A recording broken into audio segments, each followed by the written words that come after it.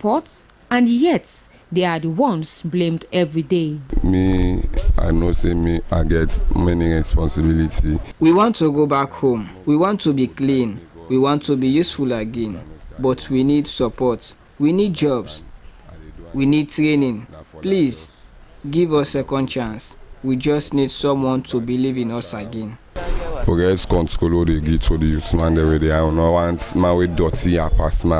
Despite their condition, some of these youths continue to offer their hand in service. Deputy Chairman of the Goli, Alassane Bangura, described how they work to clean block drainages and support the community. If government stop the drug, they will make some of we young men and women there will concentrate. We know we have gone down the wrong path, but we have also helped this community in our own little ways. When the rain comes, we help clear the water, clean the drains, and support the people, even though we live in despair.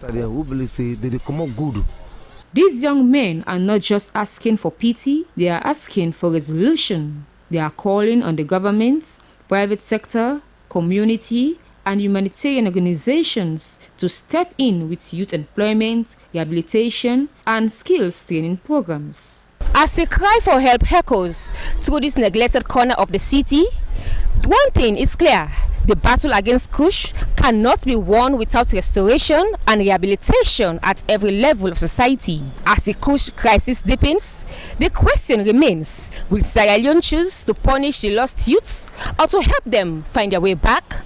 Well, for Slbc News, Nandewa Toronka reporting from the Waza community in Freetown.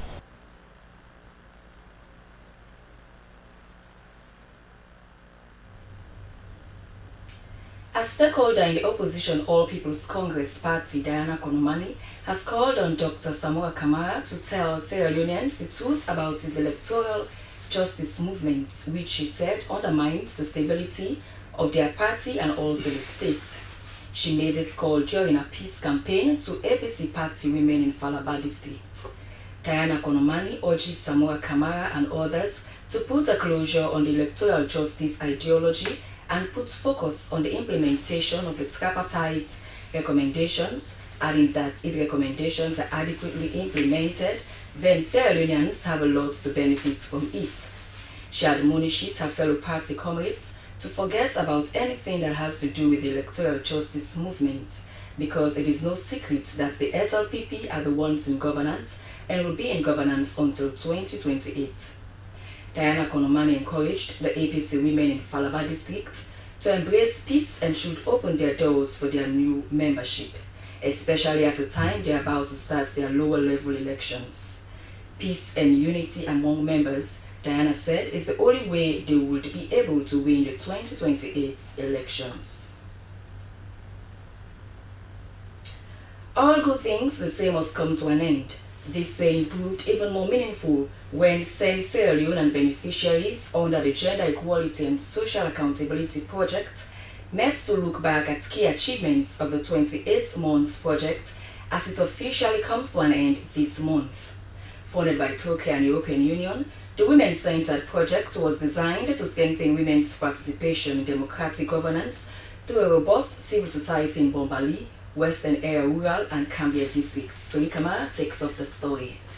The supporting gender equality and social accountability through a strengthened civil society is described as one of Sierra Leone's most successful projects in the Western Area Rural districts.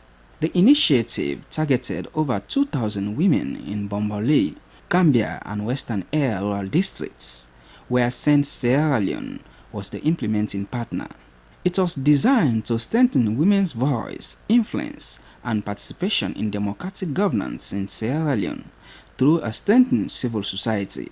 The project had several components, including the Young Women in Governance Network and Women in Agriculture Network. The Women in Agriculture trained and funded 123 women in the Western Area Rural districts to engage in various agricultural activities. As the project officially comes to a close, President of the network, Mabinti Kamara, said they are prepared to carry forward the progress ushered in by the projects. We able to speak, we will know we rights, we will know responsibility. After the training, they provided us with grants to manage our farming activities. We used the first grant to buy fertilizer and farm tools. With the second grant, we bought seed granules for all 11 villages. When we harvested last year, we deposited some of the money into a bank account and redistributed the rest for the next planting season. We are currently weeding our farms. We knew that this project would surely come to an end. That is why we are managing carefully the grants we received. As I speak, we are on the weeding now. We don't plant the granite so that we know say this project I ever did, it get for come to an end. So for the president of the Young Women in Governance Network, Margaret Mabinti Fofana, the project ushered in a complete sense of awareness and capacity for young women in the Western Area rural districts. Young women will not be getting capacity, will not be even know gender loss name. Before the project, we did not realize our ability. We did not know our gender laws.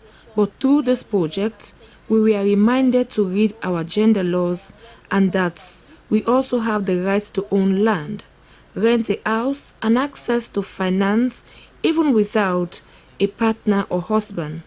Although the project has ended, we already have a sustainability strategy.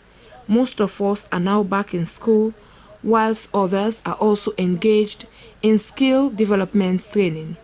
We also have formed partnership with the council and other partners to mobilize resources to keep the network going. We get already a partnership, a collaborative partnership with stakeholders, especially the council, the councillors. As one of the donor partners along with the European Union, the EU project coordinator at Tokyo, Loma Conte, said she was proud of the project implementation by transforming ordinary community women into decision makers. Key things that really stand out for me has to do with the empowerment or the learnings that we've given to women. From the event, you can see that with the young women in governance, these were people that were just members of their communities, but through the intervention of the project, they've now been able to be involved in issues of accountabilities in their community. They now, even some of them want to contest now for positions, and now they have interest in governance and leadership at community and at district level. In addition to the numerous successes recorded by the project manager, Grace Kagbo, also highlighted several challenges such as inadequate funds and shortage of field staff during implementation. She recommended, among other things, for more funds to support especially the women in agriculture. A relatively short project, 28 months, and at the end of the day, the overall goal of the project is to see more women taking leadership and decision-making positions. And the project comes to an end at a time very close to the general election in 2028. It would have been nice to have the project running until 2028 so that we can see the fruit of our labor. But notwithstanding, we also recommend that we have more funds for activities. Maybe in subsequent projects, there are some activities that we are very limited. Various partners, including the Western Area District Council, Ministry of Gender and Children's Affairs, and Ministry of Agriculture, lauded the project for contributing immensely to women's empowerment and supporting the Feed Salon agenda through support to women in agriculture. Sori Kamara, Slbc News, Freetown.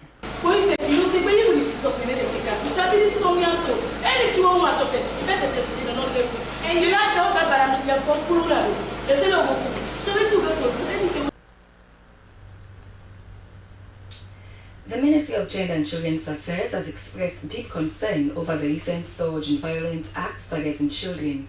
The ministry is now making a strong call to action from all stakeholders to put an end to the series of disturbing child abuse cases reported across the country, including neglect, sexual abuse, trafficking, and murder.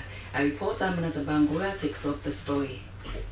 In an urgent press release, the Ministry of Gender and Children's Affairs expressed deep concern over the recent surge in violent acts targeting children, particularly in Kailaon district and the western rural area. Shocking reports including sexual abuse of children as young as a year old and even murder cases. The disappearance of a 4-year-old child at Jue Junction, reported on Thursday, 5th June 2025, has also heightened the alarm. The recent cases of sexual penetration against minors involve a 2-month-old baby girl, and the youngest victim of physical abuse was just 9 months old. The Minister of Gender and Children's Affairs, Dr. Aissata Mahoy, expressed deep concerns over these latest developments.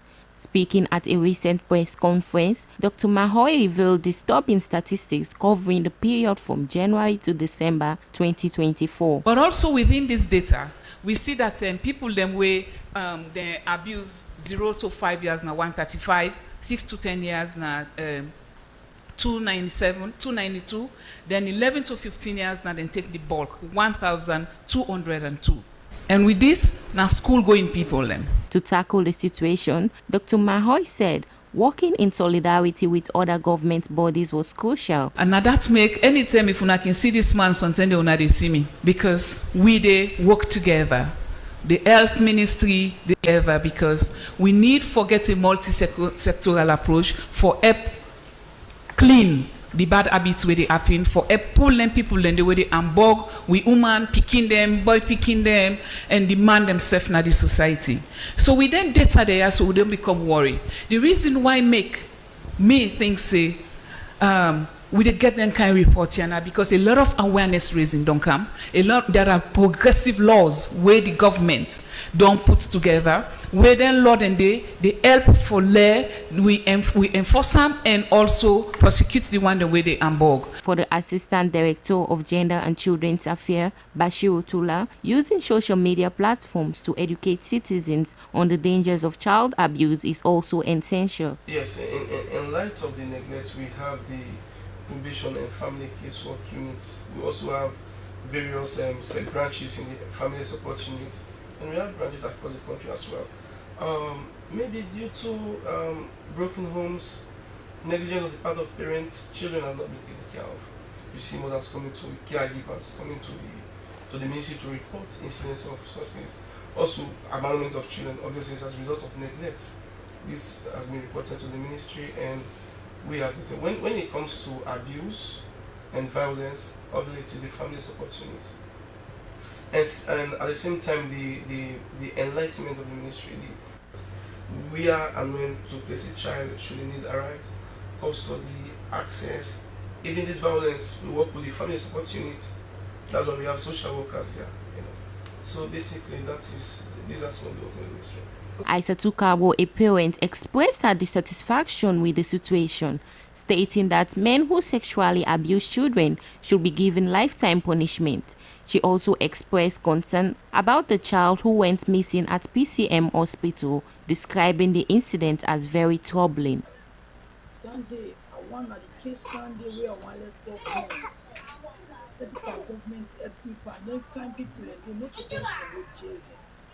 I am deeply dissatisfied with the situation.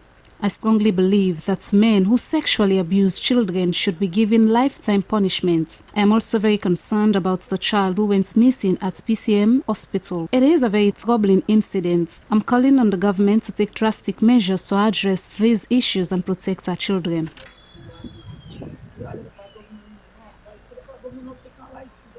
Another parent, Mabinti Kanu, a mother of 2 girls, said she blames the parents more than the abusers because, as a parent, it is your responsibility to look after your children. According to her, if parents are always present and attentive, those men would not have the opportunity to abuse the children. She also stated that men who sexually abuse babies are not ordinary people. Some of them, she believes, are involved in occultic practices. I can blame the parents there. If us as parents are always present and watchful, those men wouldn't have the chance to abuse them. I also believe that some of them who abuse babies are not ordinary people. They are involved in occultic practices. And the way they do the acts, they forgo facing the law, they forgo facing their own judgments. The call for justice is loud, and the responsibility lies with parents, communities, and government institutions to ensure that every child in Sierra Leone is safe. For SLBC, I am Aminata Bangura reporting. Sierra Leoneans abroad have come out with several non-profit organizations over the years. While some of them are simply branches of Sierra Leone-based organizations, others are actually diaspora-based with the aim to support a particular school or members of the same ethnic group back home in Sierra Leone. One of these latest groups to come out of the United States is the Sierra Diaspora Women. The organization, which consists of women from both the United States and the United Kingdom, is intended to mobilize resources to support vulnerable populations, particularly women and children in Sierra Leone. Kenema reports.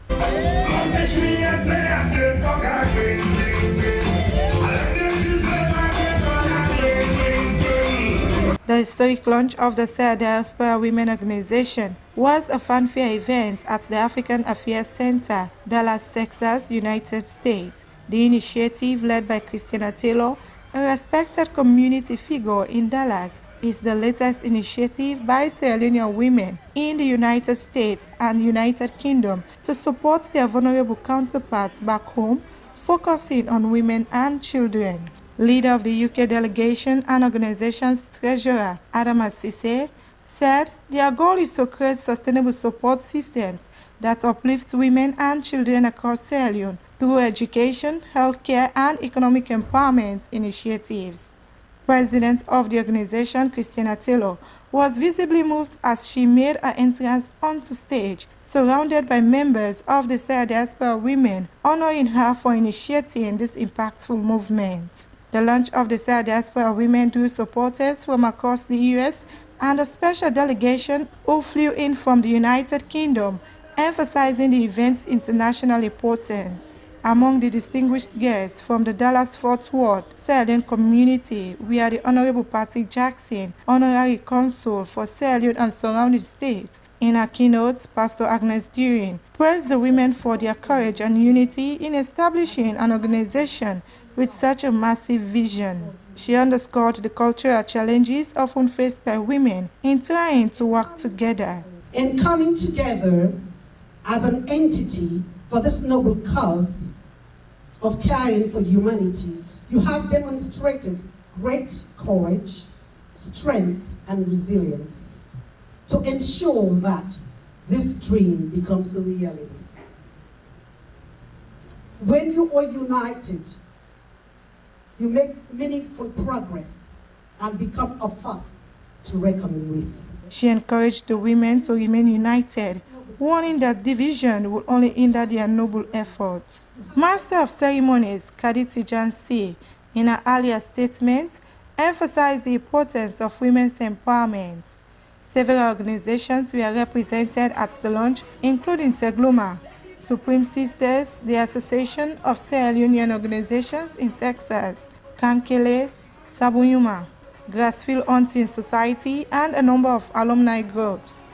The launch signaled a promising start for the Sierra Diaspora Women's Organization, whose members are committed to leading with love, compassion, and hope in their efforts to empower women and protect children in Sierra Leone.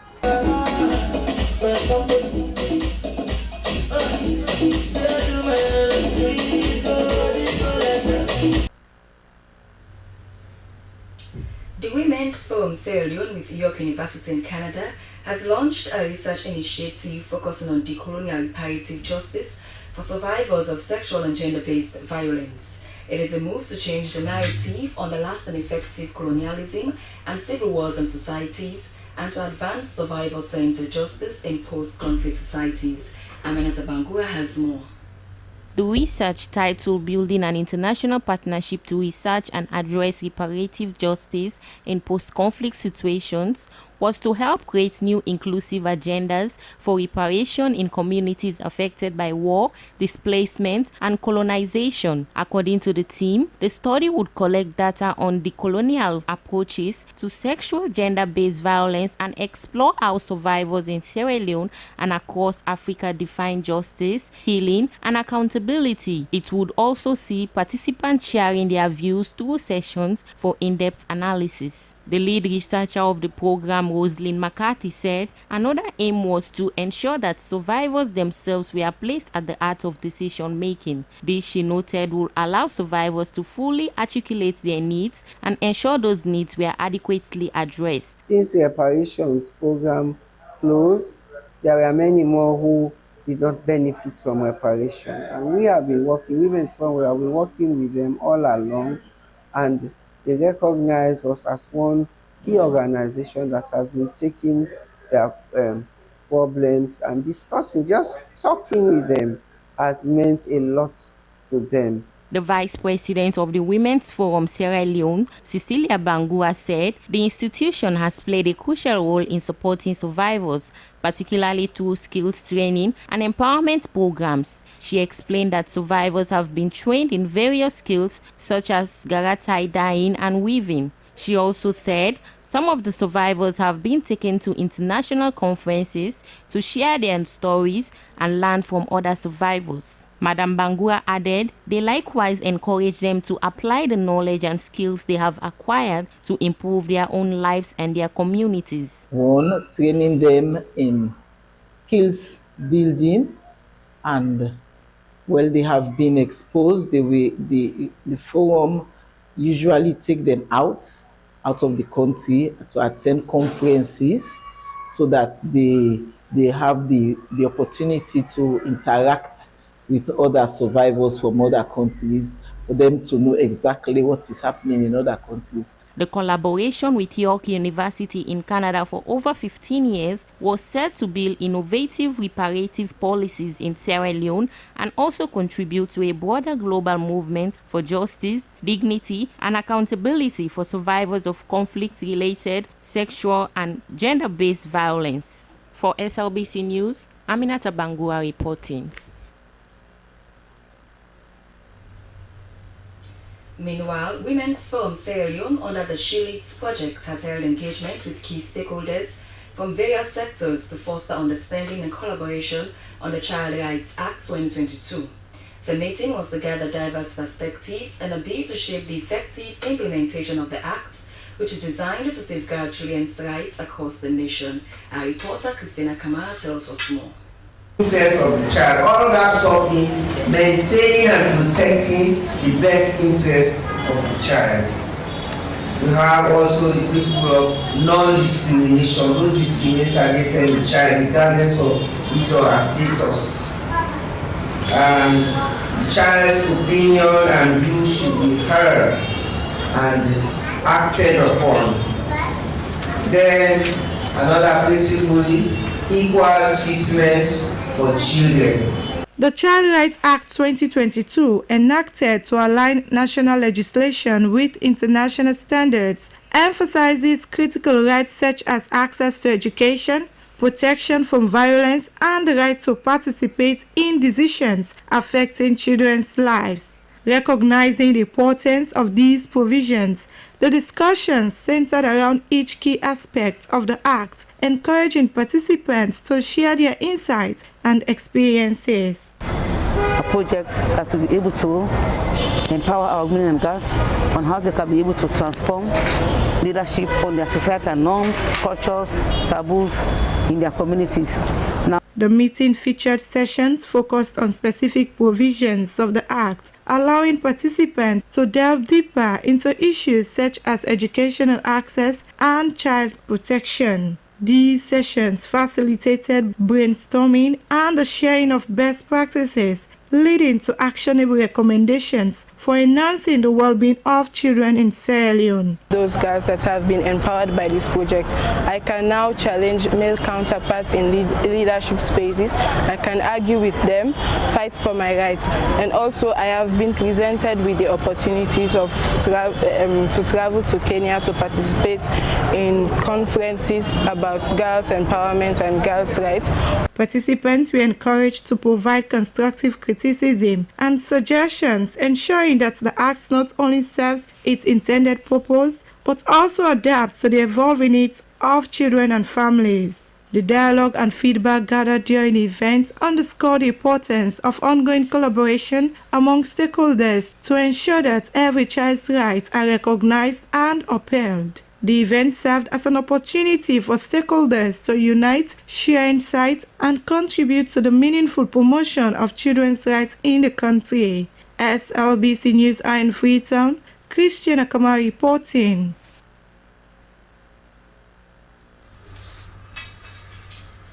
OPEC Fund Development has committed to funding the Bumba Hydro Expansion 1 with a $45 million.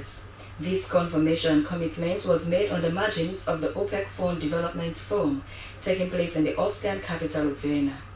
The Bumba Hydro 1 expansion is a critical part of Sierra Leone's long-term energy transition plan and Mission 300 Compact.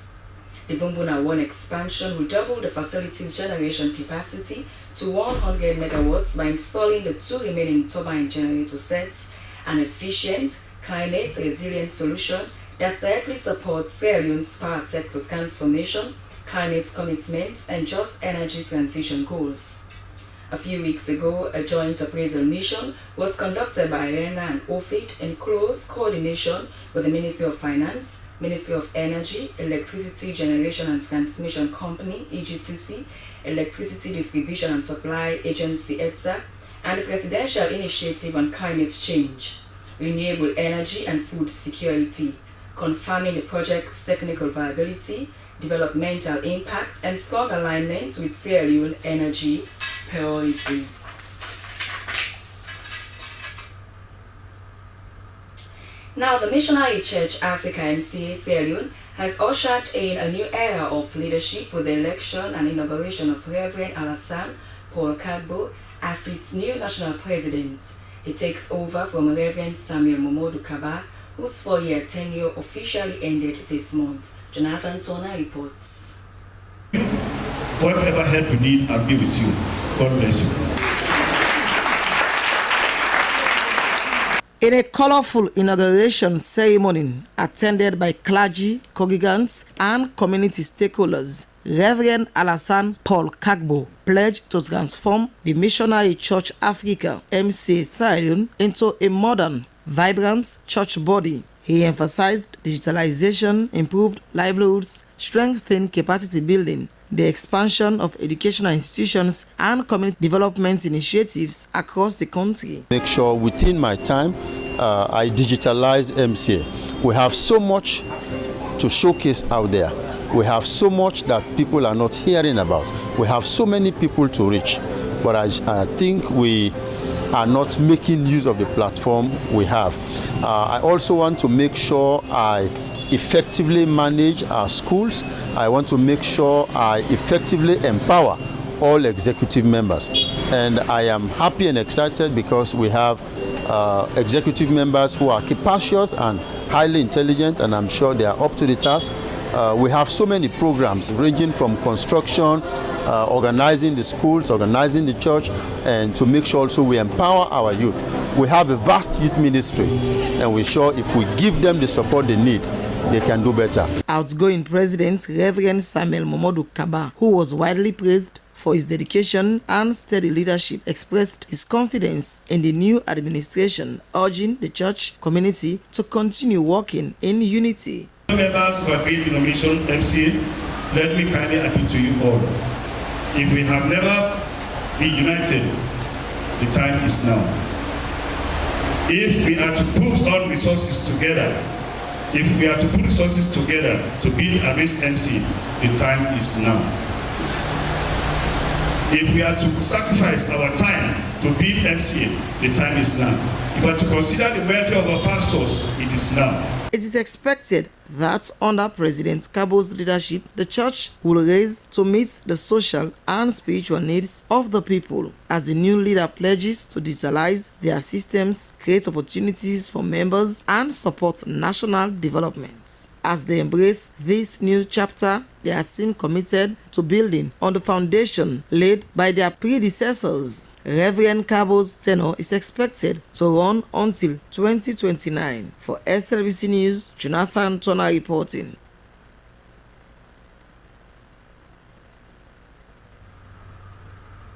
You are watching News Hour coming to you live from the Sierra Leone Broadcasting Corporation on Channel 31.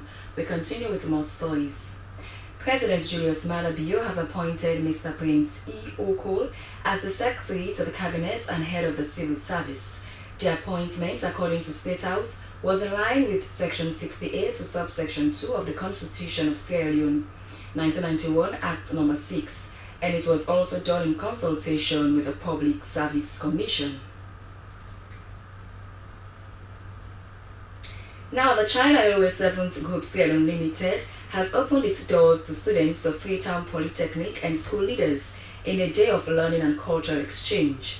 The event, held at the company's headquarters in Montgemba, Grafton, aimed at building stronger ties between education and industry while promoting cross-cultural understanding. Esther Nene Kamara reports. The China Railways 7th Group Sierra Leone Limited, CRSG, the company hosted students and school leaders from Freetown Polytechnic at its Montgemba Grafton headquarters for an open day and Sierra Leone-China cultural exchange event. The event was to strengthen cooperation between academic institutions and the construction industry. The initiative aimed to carry out the cooperation between the university and enterprises. It was also to build the vocational education resource platform in Sierra Leone and educate students on CRSG's operations, including its ongoing contributions to national infrastructure and mining development. Deputy General Manager of China Railways 7th Group Sierra Leone Limited, Wang Bin, said as a long-term enterprise operating in the country, the family believed that talent was the foundation of development and youth had hope of the future. He said the open day was not only a window to display their company, but also a bridge that connects dreams with opportunities. This event is highly aligned with President Bio's Big Five Game Changers, particularly the emphasis on human capital development and the youth employment scheme. It also reflects the company's commitment to make human resources strategy a core driver of ESG, environmental, social, and governance sustainability. According to the Human Resource Director, CRSG has been recruiting various excellent vocational skills talents, including civil engineering technicians, machinery operators, machinery repairers, and more. He added that the company adheres to regular employment practices and labor laws. Students were taken on a guided tour showcasing CRSG construction technologies and management systems, offering them first-hand insight into the scale and complexity of the company's work across the country. Principal, Freetown Polytechnic, Dr. Samba Moriba, and an engineering student, Kumba Nancy Yongai, lauded the initiative, noting that it was impactful and the knowledge gained has equipped students with real-world insights and potential career pathways in engineering, construction, and project management. One of the importance of this event is the idea of us understanding each other's culture and appreciating our way of life. But more importantly, there are the opportunities that lie ahead. Our students will have the opportunity to first thing collaborate with other students in China, but also there is the tendency that, or the chance for them to travel to China also. I want to say thank you to the CIS for this such great platform and learning to all of the engineering students, especially the Freetown Polytechnic students. The event also featured a display of Chinese culture and interactive sessions that celebrated the friendship between Sierra Leone and China. For Slbc News, Esther Nene Kamara reporting. Well, it's now time for segment, beginning with our entertainment news.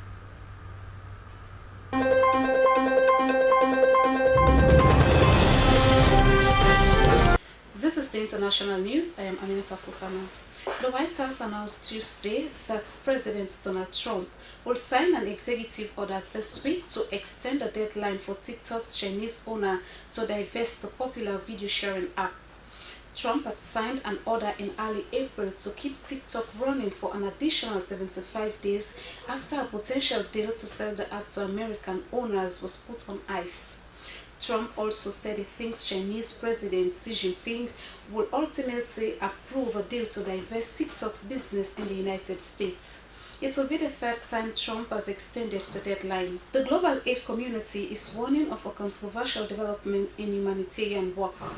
Private contracting firms led by former U.S. intelligence officers and military veterans delivering aid to some of the world's deadliest conflict zones in operations organized with governments that are combatants in the conflict. In South Sudan, aid flights operated by retired American military officers dropped food supplies for citizens displaced by fighting in the war-torn country.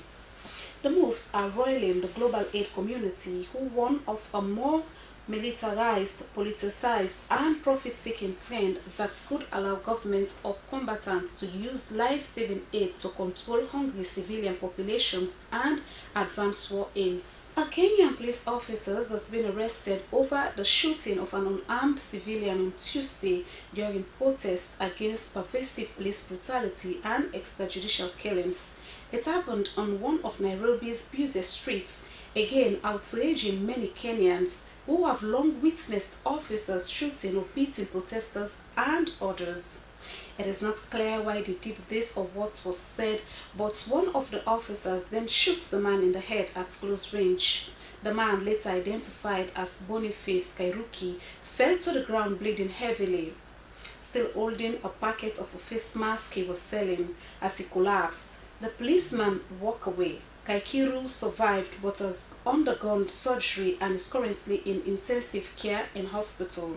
The officer has been arrested since. As the weather in the channel clears, the French police are struggling to halt a potentially record-breaking surge of people from reaching the UK in small boats organized by a growing network of smuggling gangs. Downing Street said on Tuesday the situation was deteriorating. Although the French authorities claim they are now intercepting more than 2/3 of those boats before they reach the sea, the smugglers are now changing tactics to launch so-called taxi boats from new sites in new ways and with a new ever greater speed. That's the international news. Thanks for watching.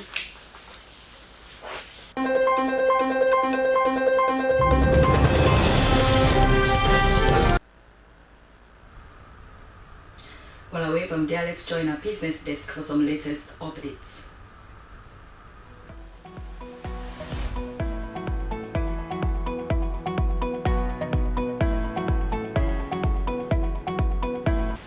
Hello and welcome to the Business Updates.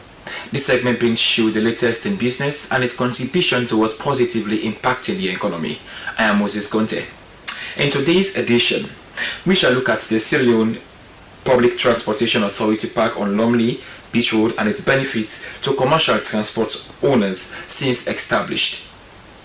The Deputy Minister of Transport and Aviation has said that the Sierra Leone Public Transportation Authority Park on Lumley Beach Road in Freetown is not only a necessity to transport sector but a control mechanism that will support both the worker-flying buses and commercial vehicle owners. He added that the park would guarantee safety to commercial vehicle owners and will also reduce spending for maintenance after being hit for stopping in wrong places to drop off passengers. For more on that, let's join our reporter, Dennis Fraser, who has that story. The Sierra Leone Public Transportation Authority Park on Lumley Beach Road in Freetown, since established, has been playing a crucial role in formalizing the informal transport sector, ensuring safety and efficiency, and improving overall transportation system, according to the Deputy Minister of Transport and Aviation, Rex Bonafa. Before now, commercial vehicles were often hit by other vehicles as they stopped by along the road to collect passengers. He said the park now provides dignity in the transport system. This government led by His Excellency President Nakumbra. So what we do, we bring in the informal sector, the puda them, the passenger welfare them, the taxi drivers them. We bring them all come together. We form them into a company. That company we call it the Metro Transport Company. When then they run these worker-flying buses, we bring them come. They buy shares into that company. So everything where they happen at their corridors, then this will now they're all agreements. The operators at the park through Slbc Tv have been working with private transport owners to manage the flow of traffic along the route network and empowering drivers and riders to earn more dividends and other tangible benefits. For many users of this park, the necessity of this park cannot be overemphasized.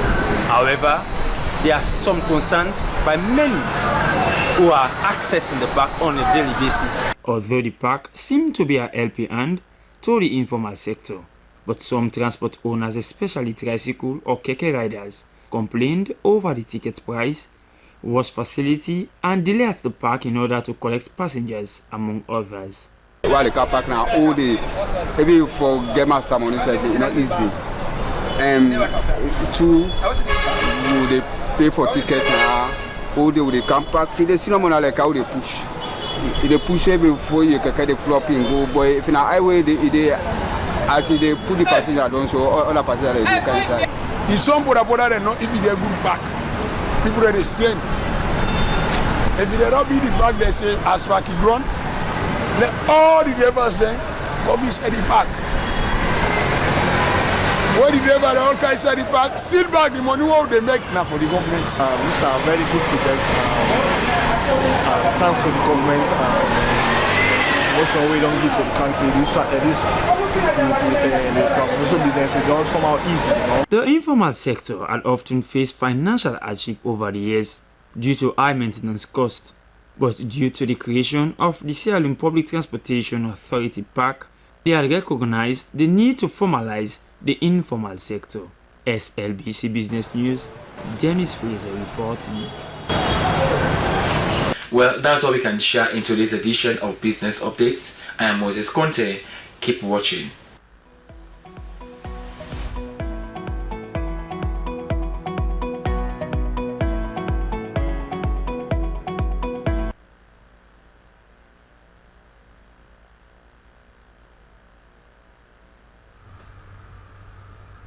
Let's move over to entertainment for something refreshing.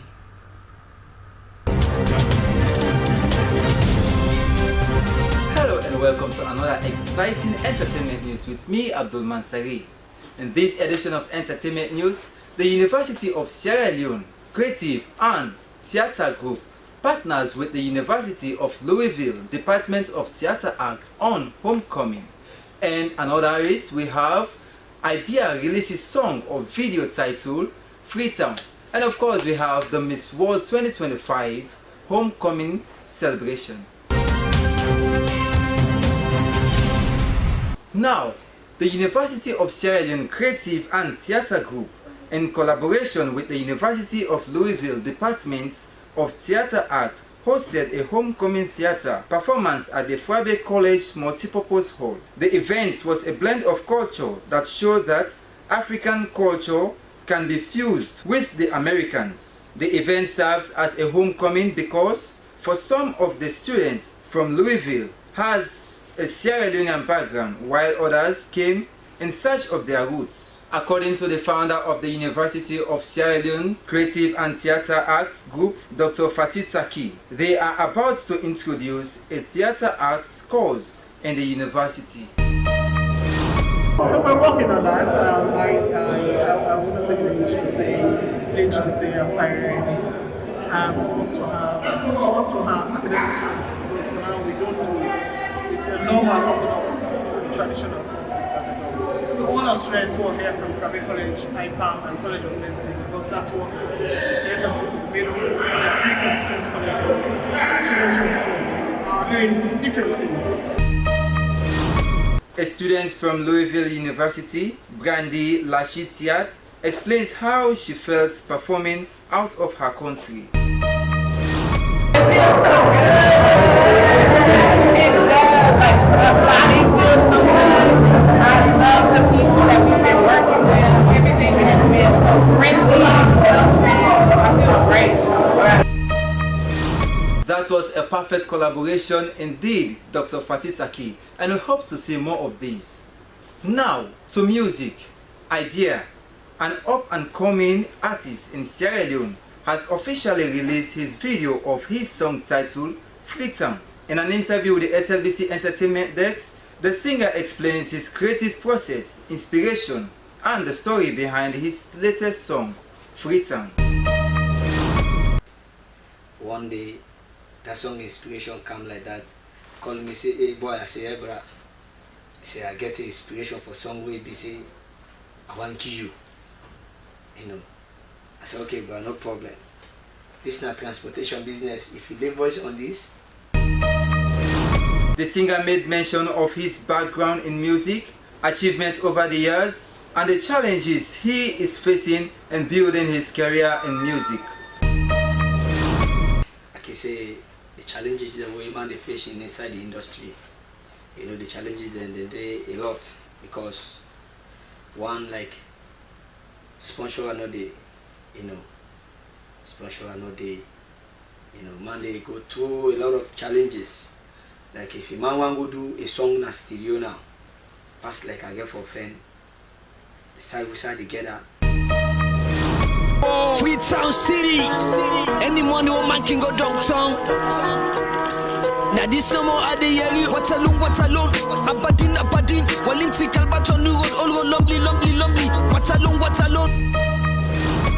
That was indeed a great skill put together idea. The song is sweet. The video awesome.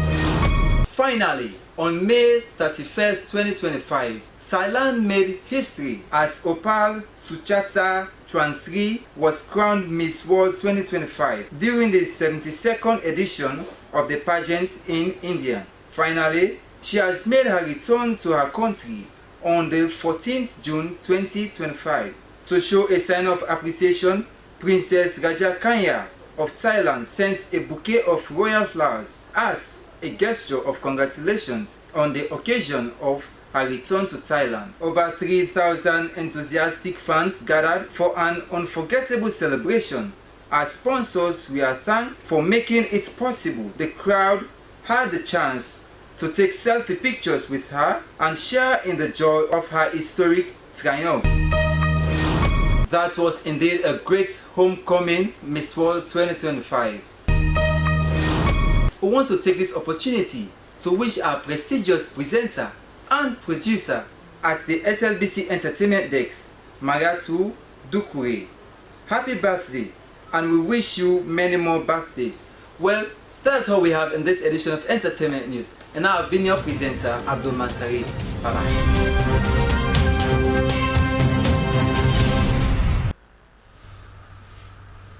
Well, many thanks to our entertainment desk for that exciting report. And now for our final segment, let's join our sports desk.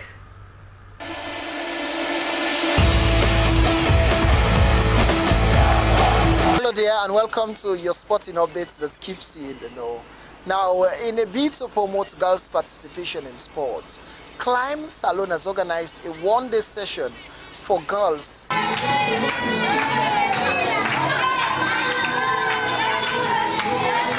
The headquarters of Climb Salon at Hill Station buzzed with energy as new and established climbers alike gathered to delve into the fundamentals of the sport.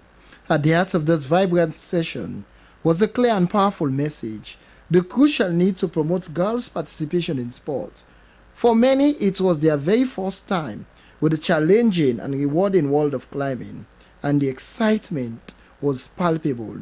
These first-timers were not just learning physical skills, they were discovering new ideas, building confidence, and experiencing the unique ability that comes with scaling new heights.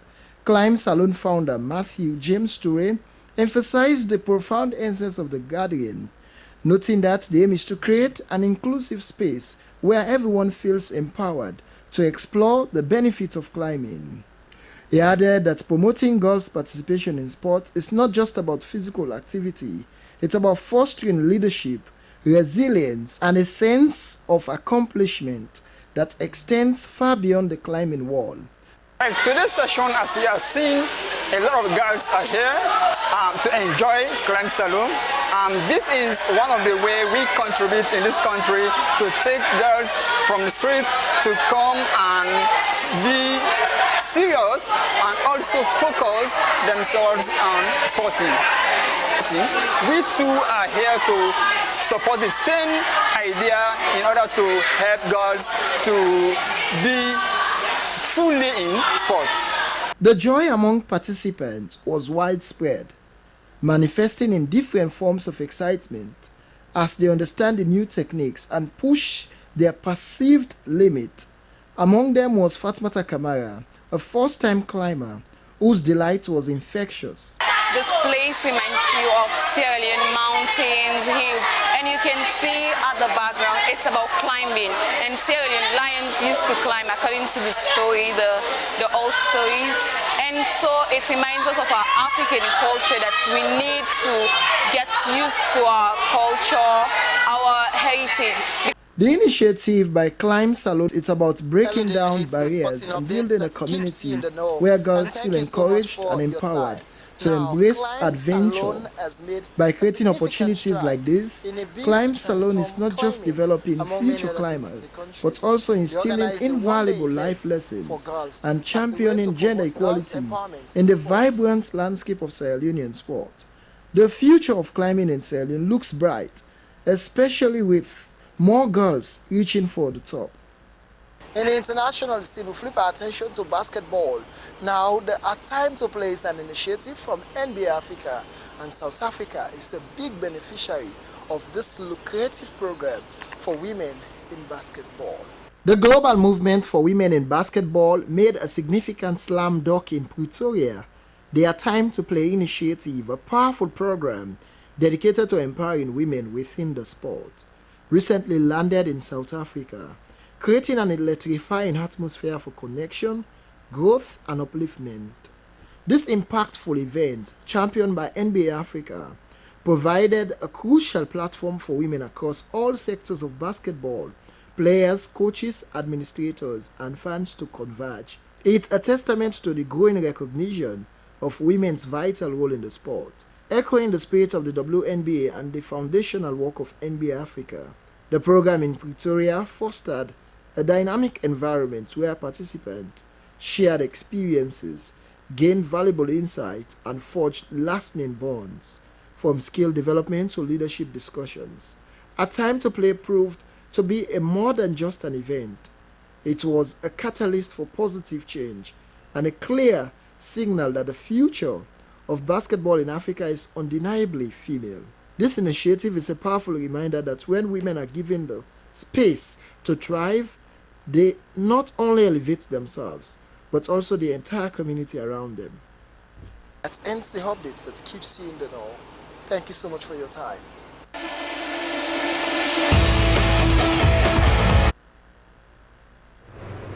Many thanks to our sports desk for that latest updates. And now to end the news, the main points again. A growing number of youths involved in the use of kush are speaking of neglect and addiction. In major hotspots like the Goli at Dozak Junction, young men and women known as kush smokers are now voicing their desire to return home, get clean, and contribute positively to society. They are, however, calling for help to enable them contribute to society's development. Said Sierra Leone's Gender Equality and Social Accountability Project transforms lives of women in Western Area Rural Districts. The 28-month project, which was funded by Turkey and the European Union, has strengthened women's participation in democratic governance in Ward C and has also empowered them with sustainable agricultural skills. And She Leads, a consortium of women's and children's organizations, has hosted a national consultation on enhancing girls and young women's participation in leadership and decision-making processes in Freetown. The meeting brought together key government ministries, civil society groups, development partners, and young women leaders was to shape a more inclusive future by amplifying the voices of girls and young women on national development. Well, that's how we wrap up this morning edition of News Hour from the SLBC. I am Esther Susanette Tabasi. Thanks for watching. Continue to stay glued.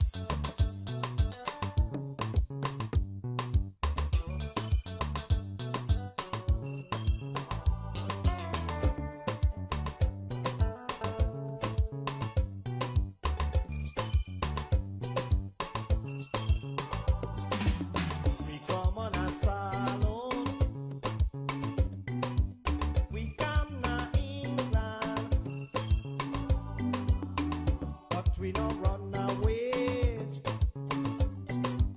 We come for better.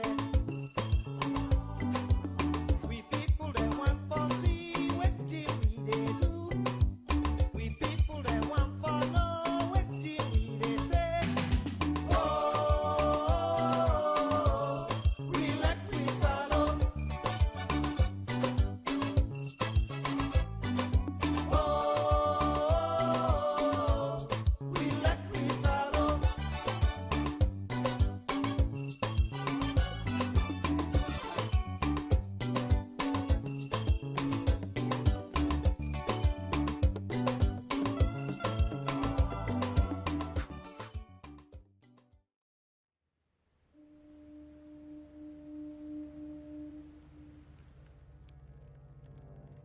A place cannot produce poems.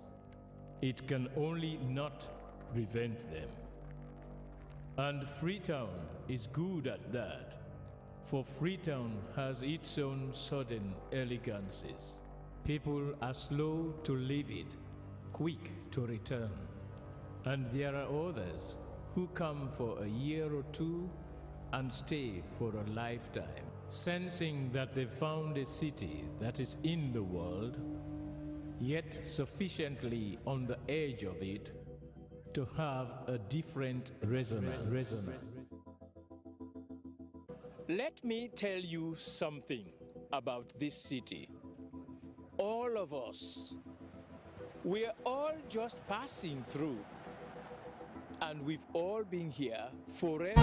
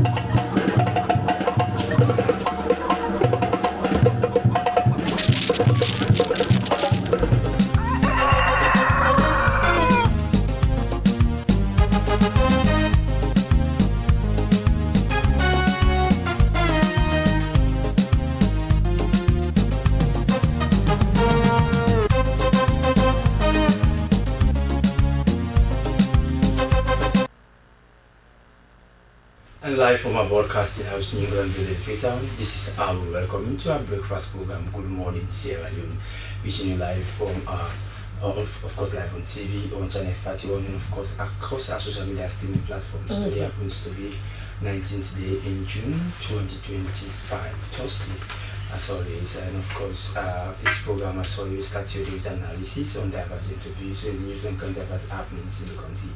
We are your presenters. I'm Dennis Freezer. Francis Barnard is my name. A pleasant morning here at Broadcasting House. First quote of the day, which is from South African statesman Thabo Mbeki, and it says, "When will the day come that our dignity will be fully restored? When the purpose of our lives will no longer be merely to survive until the sun rises tomorrow." As always, it's a food for thought, and especially so coming nice from an African statesman, and for that speaks volume of the fact that we as Africans must rise up to the occasion. To want our dignity to be restored. Is that also for instance? Sure. So quickly run our viewers to in the program this morning, Human Rights Commission concludes nationwide hospital monitoring to assess mpox treatment and preventive measures. Financial Intelligence Agency warns public against suspected Ponzi scheme in Ever Farmer Capital. And also on the Good Morning Show today is World Sickle Cell Day, and June edition of the Divine Justice Program kickstarts this weekend. We invite you to participate by sending your comments and views to the number on your screen, or you can do so by going to our Facebook page, SLBC TV Live. This is Good Morning Sierra Leone, and we are broadcasting live from Broadcasting House, New Englandville in Freetown.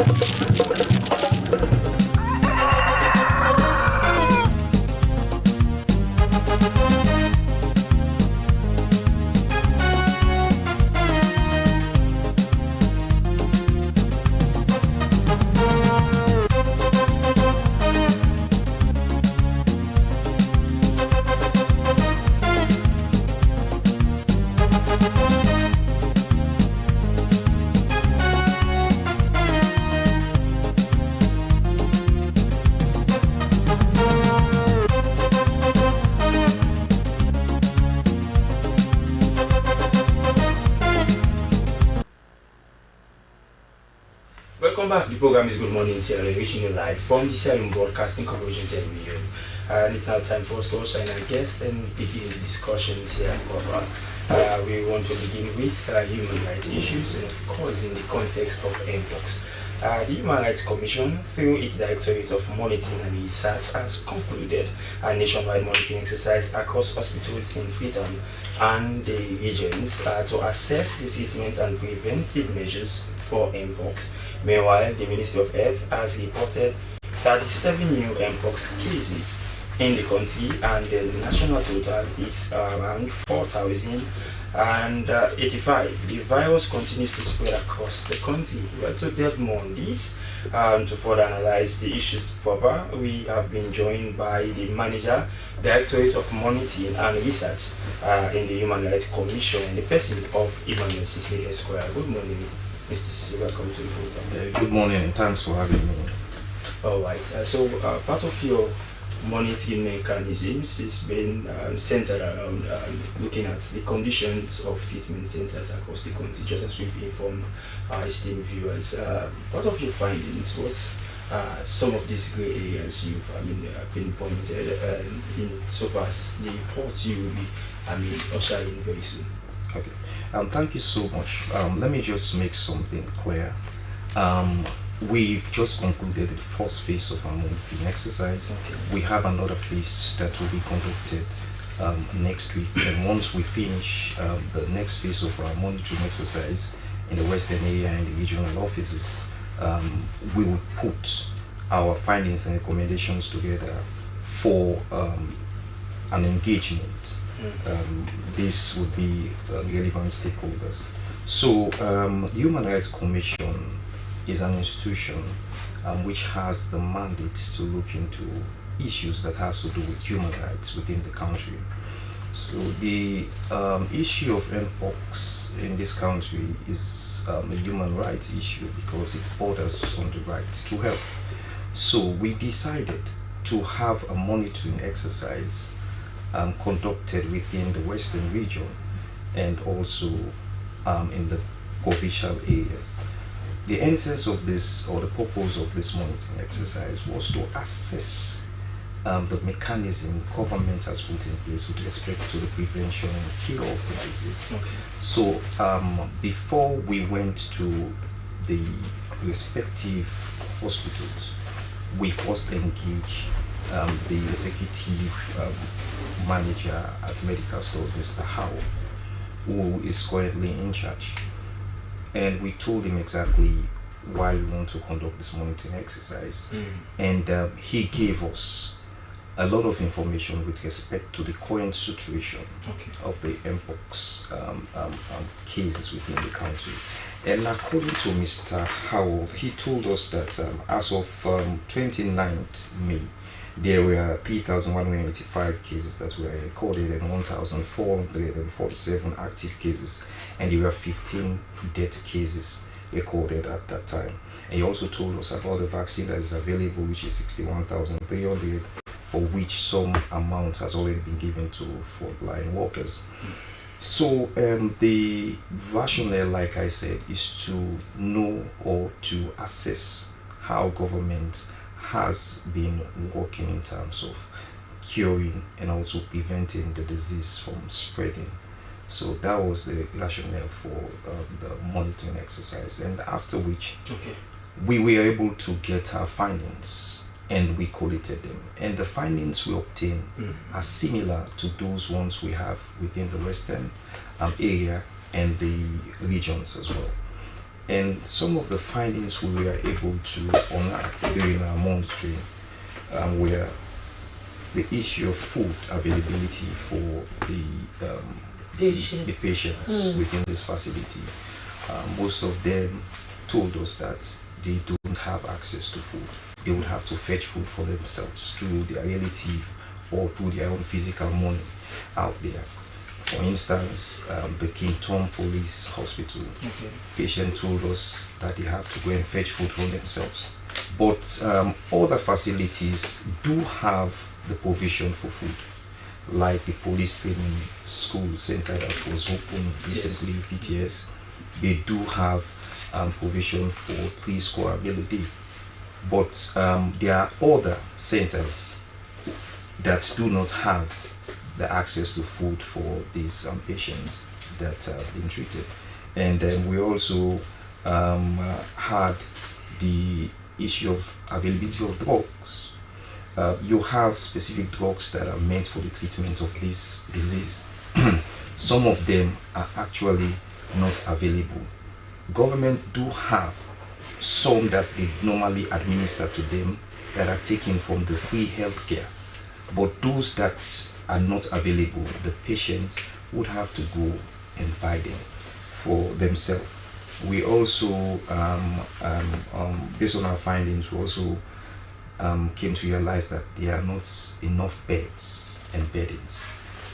The beds within this facility are limited, and if you have a number of cases coming in which you cannot determine, then you need to get some amount of beds available to contain or to admit this patient. So that was also a challenge. And the beddings are the things you need to prepare the beds. Some of these this disease is something that needs regular cleaning and care. So you have to change probably the clothing, the bed and whatever. That one was also limited. Mr. Sisi, from your findings, yesterday we had Dr. Samuel Koka in the studio here. He also just concluded, his organization just concluded some survey on the number of young people taking drugs. And he also spoke about the non-availability of facilities. Now you've concluded rehab centers, and the one main center we have is the police training school. So if you, Human Rights Commission, you've also done the same, something different but almost the same, then what have you done with this report? Have you submitted to the relevant authorities? Okay, like I said, the Human Rights Commission, we rely on data and the information. And if we have to do our engagement, we have to convince the relevant stakeholders that indeed these are our findings and these are the evidence we have so far. So like I said, we are going to complete the other phase of our monitoring next week, and immediately when we finish up, we are going to put together our findings and recommendation and engage the relevant stakeholders immediately to see how best we can address or provide solutions to some of these challenges that we are having. So it is not a situation we are in, we are going to wait. We are very proactive in our steps. So once we finish up the monitoring exercises, mind you, we are not just dealing with the Western area. It's big monitoring that we have. We have to also obtain all the informations in the regions through our regional offices. And once we collate everything together, we put them forward to the commission, and the commission will engage the relevant stakeholders to see how best. So Mr. Sisi, we don't have much holding centers in the Western area, especially when it comes to mpox. It's not like when we had COVID or Ebola. The holding centers are limited. How many centers are we talking about? At the moment, we have the Connaught Teaching Hospital, which also admits patients. We have the Kenema Police Hospital. We have the PTS Center. we have the 34 center, and recently I also realized, so we were meant to understand that there's another center that has been established at the Calabar Town government hospital. So which means government is actually taking reasonable steps to see how best they can address the situation. This is an emergency situation, and sometimes you have to address the issue as you get along. That doesn't mean that you should not take proactive steps or faster means of addressing the issues. But indeed, the government is really trying to see how best they can have more treatment centers with it. We also have the Joy Chinese Hospital also admits patients with and I'm sure we also have the 34 military hospital as a treatment center. But again, as you say, let's also put it into context. As precarious as the situation might be, looking at the status of the treatment facilities we have scattered across the country, and especially in Freetown here. And you have closely monitored, of course, the status of these particular facilities we are talking about. And you don't see much to really write about. Are you concerned as a commission, because we're talking about, this has been an epidemic that we've been grappling with for months now, and the earlier we are able to really contain the spread, the better it will be. And the treatment center is one of such proactive measures. We are much more concerned, that I'll tell you for sure. Okay. And like I said, immediately once we finish up our monitoring exercise, we have the reports. Definitely we'll do our engagement, and we'll not just stop by doing our engagement, but we'll monitor to see that some of our recommendations have been put to action. All right, thank you very much. He's Emmanuel Sise, and he is the manager, Directorate of Monitoring and Research, Human Rights Commission of Sierra Leone. This is Good Morning Sierra Leone. If you have questions for Mr. Sise, you can do so by sending them to the number on the screen, or you go to our Facebook page, Slbc TV Live. Today is World Sickle Cell Day. World Sickle Cell Day is an international awareness day commemorated every year on the 19th of June to alert the global public about sickle cell disease. Various global and local organizations come together during this day to promote awareness campaigns and activities which recognize the necessity of the early diagnosis of sickle cell disease, its treatment and preventive tips to avoid the ailment.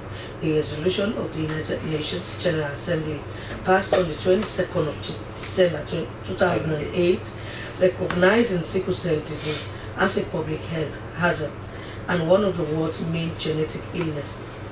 The World Sickle Cell Awareness Day 2025 theme is Global Action, Local Impact, Empowering Communities for Effective Self-Advocacy. Also in the studios this morning we have for more on that, you have first, of course, we have Madam Emilia Gaba, and she's from the Sickle Cell Society of Sierra Leone. Good morning, Madam Gaba. Welcome. Good morning. And we also have, of course, a sickle cell patient who is one of us. Who is one of us here working at the broadcasting house here. And of course, working with the national broadcaster, the SLBC, we are honored to really have him speak on this particular health and challenge, and of course, sharing his insights with us. Good morning, Abubakar Kamal. Good morning to you. So we go to you, Madam Gaba. Today is World Sickle Cell Day.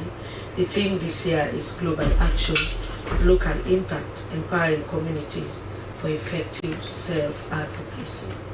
How has this been put into the context of Sierra Leone? Thank you very much. We are also very happy to be here again today because World Sickle Cell Day, as you rightly said, which was declared by United Nations during the 63rd General Assembly. Today we are celebrating the 17th World Sickle Cell Day because it was declared in 2008, as you rightly said, but it was first celebrated in 2009. And so today, the team that you said, we have also brought out our own team from that one, and we are saying uniting for World Sickle Cell Day with the goal of bringing on board more partners to increase public knowledge and an understanding of the disease. All right, of course, what will it mean, to really sensitize the public on this dreadful health challenge?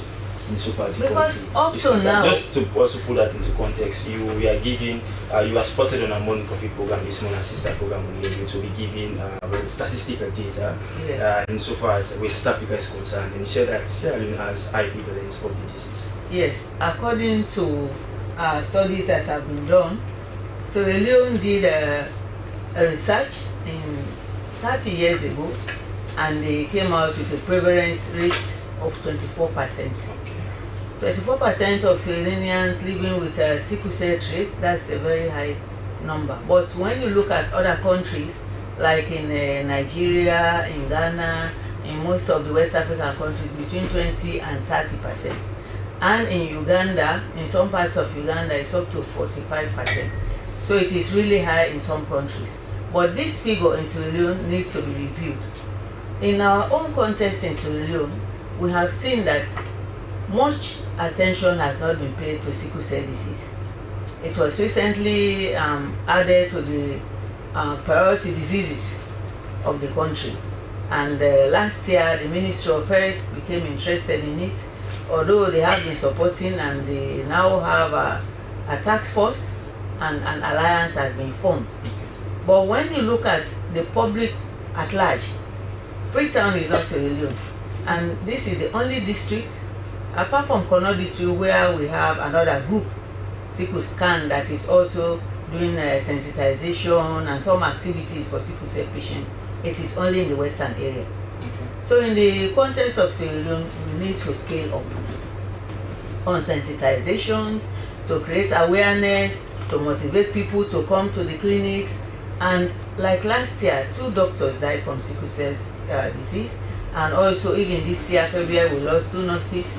I mean, that is just the tip of the iceberg, because most of the deaths do happen in the communities, and some of them are not being reported. All right. So, Madam Gaba, if we're getting deeper into the conversation this morning, although we are here to talk around the day, one might be wondering, what is a sickle cell? What is it about?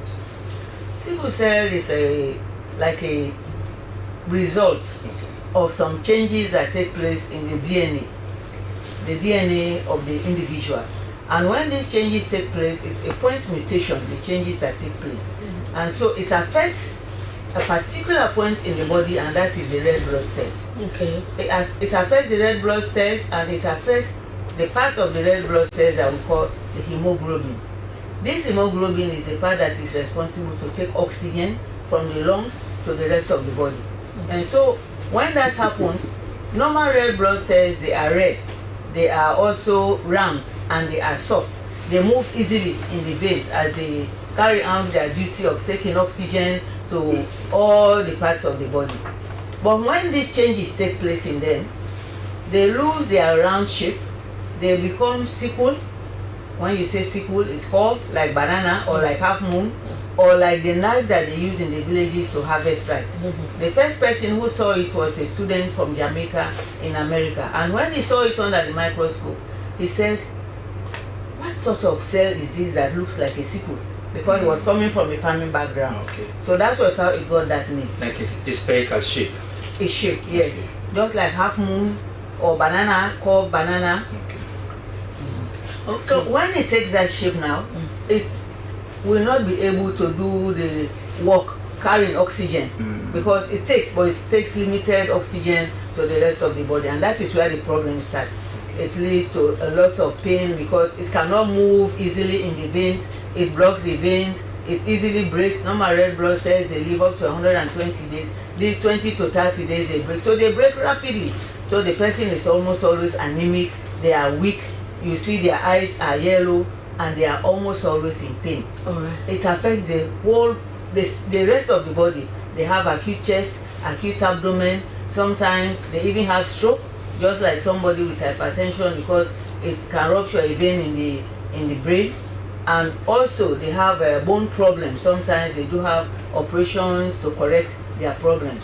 But sickle cell, it's a problem that we need to really make sure people know about it, because we have old wives' tales or myths passing around in the communities that the women are eating their children is because of the family has some family problem. That is why the children are dying, and so much so that especially the men, they do not accept. They do not accept. In fact, some of them, when the wife gives birth to a child with sickle cell disease, they will tell you, I mean, I'm not, you see, I'm looking healthy. That's the mother. She knows where she got that child from. Okay, Madam But Baba. for somebody to have sickle cell, the husband and the wife, both of them must have had sickle cell in their system. Okay. So they must be people with sickle cell traits. All right. Thank you, Madam Kaba. Continue to stay with us. Well, as you heard from Dennis earlier on, we have Abubakar Kamara, who is a sickle cell patient. Abubakar, we are even happy, in fact, yes, for him to have Abubakar talking about this particular medical condition. You know, it's not many people will not be open up to say. I mean, is that so, Madam Kaba? Yes. Most people do not want to other people to know that they have sickle cell. You know, and like I was saying, especially the men, when their children have, they will say, look, I'm looking so healthy. So I'm not how come yes. And with that, even the children, as they grow up, they do not want people to know that they have, because of the stigma, you know, because of people are always saying that, you know, it's the fault of the parents, that these children, they are not healthy, and what they normally tell them is, and sickle cell patient, he's going to die.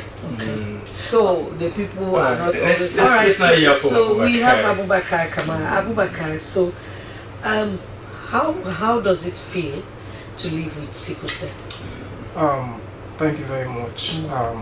It feels bad for me to be aware that I am a sickle cell patient. Since I was born, my grandma took care of me when I was small, and we went to the hospital, and during that time we had tests that proves that yes, I'm a sickle cell patient. And since growing up, my grandma usually protects me from other people. That since you're a sickle cell patient, you need to stay closer to me. You don't need to be out there doing rough things like other people. She always tells me you're not normal like other people. So it feels very bad for me not to mingle with other people. And that stigma has been with me since I was small, and you grew up with it. Yeah. All right. So in as much you're listening, of course, your days as a kid coming up, and of course how you are in close protection of your grandma, who was really taking care of you. Perhaps she was doing that out of goodwill, just a parent wanting to be protected because of what society at times is conditioned to be. But away from that a little bit, now as an adult, you know, there is this saying that sickle cell patients, I believe Madam Gaba will agree with me, that they don't live for a longer period. They are destined to die. And you've defied all odds, and you have grown up to be a man. You went to university, and now you are in your adulthood. And of course, give us a feeling of that. Okay, so during my time growing up, I encountered a problem 2018 when I got admitted at the Connaught Hospital. So lying down on my bed, I was thinking, okay, since I'm a sickle cell patient, maybe this is my life, and I accepted it. So far from that, when I got up from the sick bed, you know, went to the university, it has not been easy for me, really. Even to be in a relationship with people. You still couldn't play with friends or hang out with friends? No, I hang out with friends, but yes, I abstain myself from certain things because I'm a sickle cell patient, like staying out at night, you know, going out in the cold. I sometimes, you know, abstain from such. So my days at university, you know, it has been tough for me, really, especially having, you know, relationships. Very difficult. You know, when you're in a relationship and then They find out your status. At some point, you got sick, and your spouse, knowing that you're a sickle cell patient, you know, they just walk away, and you know, it feels very bad for you. So that has been, you know, problem to me. But with the help of my grandma, the hospital, they have been, you know, talking to me, encouraging me to hold on and be patient, because this thing, even though it's a lifelong lasting thing, it's not the end of the world. My life will still go on, and so I take that and put it behind me. And now, Abubakar, you know, I'm tempted to ask, you know, that we've been allotted that we should go for a short break now in the program, but I'm really tempted to really ask the question. You know, I'll put it to you as someone who has positively lived with the sickle cell disease. You've beat all odds to really triumph over this particular dreadful disease we're talking about. How has it been for you? What are some of your success stories? How have you been able to overcome this challenge?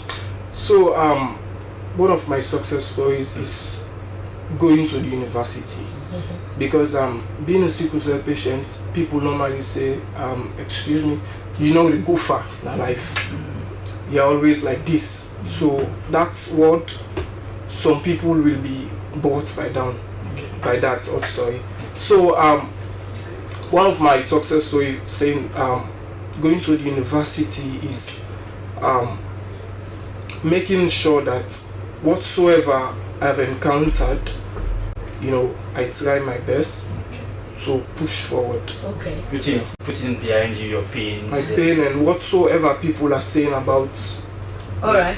Abubakar, thank you very much. Continue to stay with us. Well, quickly we have to go for a break, but let's round up with Mr. Sise from the Human Rights Commission. So, when are we expecting this report out officially?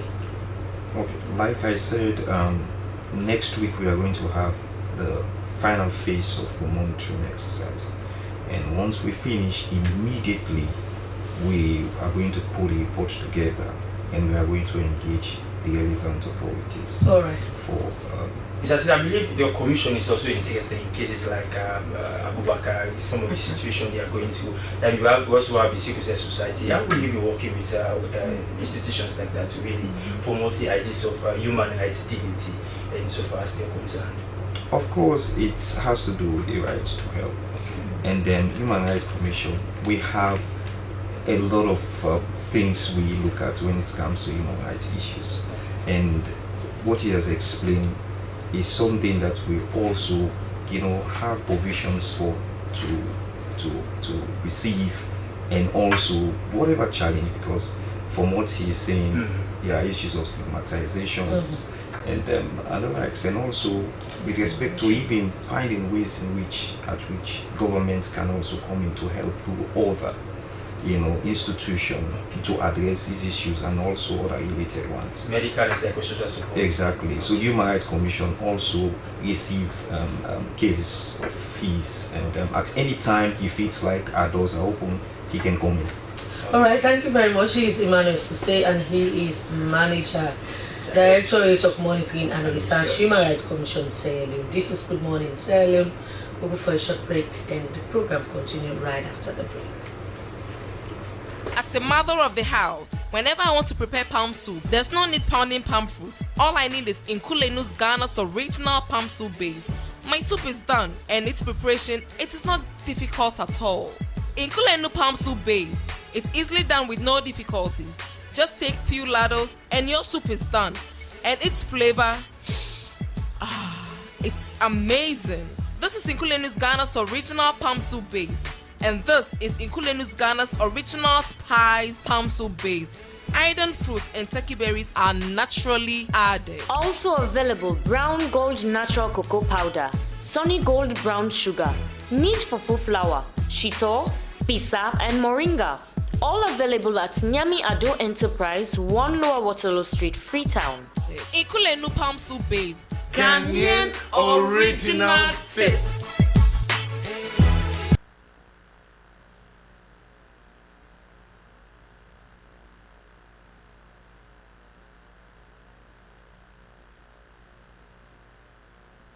program program is Good Morning Sierra Leone, reaching you live from the Sierra Leone Broadcasting Corporation television on Channel 31. And of course, our social media streaming platforms. We've been discussing health-related issues this morning. We want to move to some spiritual matters. For instance. Dennis, we have to go for the health tips. Oh, the health tips, yeah, of course, certainly. So, we can't talk less about health because health, they say, is wealth. And so, in today's health tips, we shall take a look at sickle cell, of course, disease. Sickle cell disease is a group of hereditary red blood cell disorders. Individuals with the condition produce abnormal hemoglobin, a protein in the red blood cells that carries oxygen. This leads to red blood cells becoming stiff and sickle-shaped, causing various health problems. Just as Arangaba was explaining, but let's put this video in land.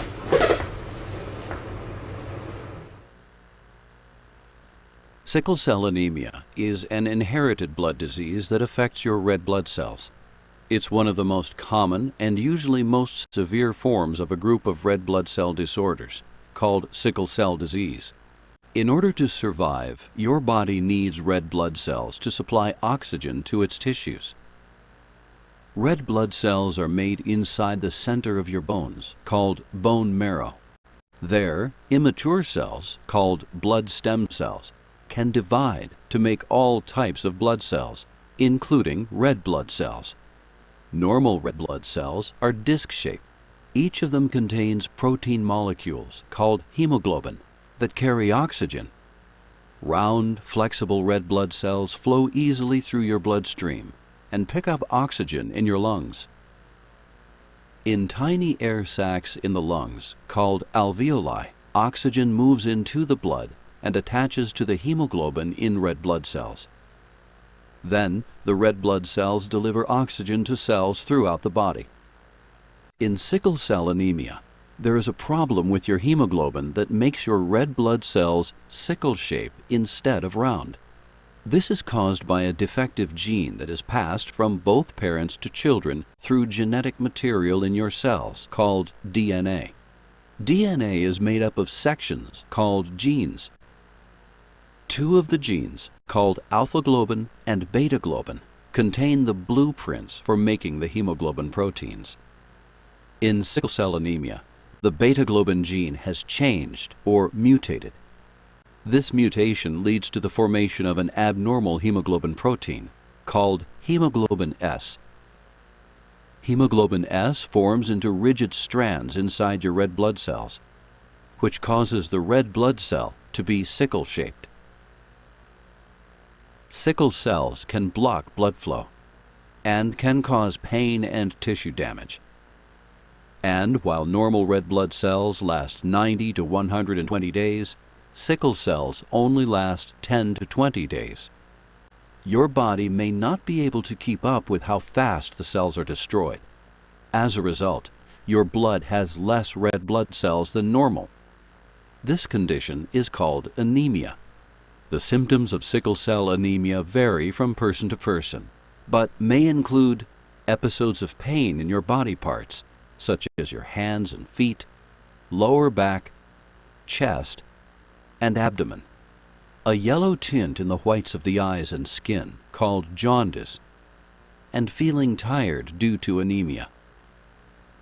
Over time, sickle cell anemia can lead to complications, such as severe pain, and damage to your eyes, heart, lungs, liver, kidneys, and joints. Damage to your spleen, an organ that makes immune cells, can increase your risk of infections. The risk for sickle cell anemia is highest among people with ancestors from sub-Saharan Africa, Hispanic areas of South America, the Caribbean and Central America, Saudi Arabia, India, and Mediterranean countries. To find out more about sickle cell anemia, talk to your healthcare provider.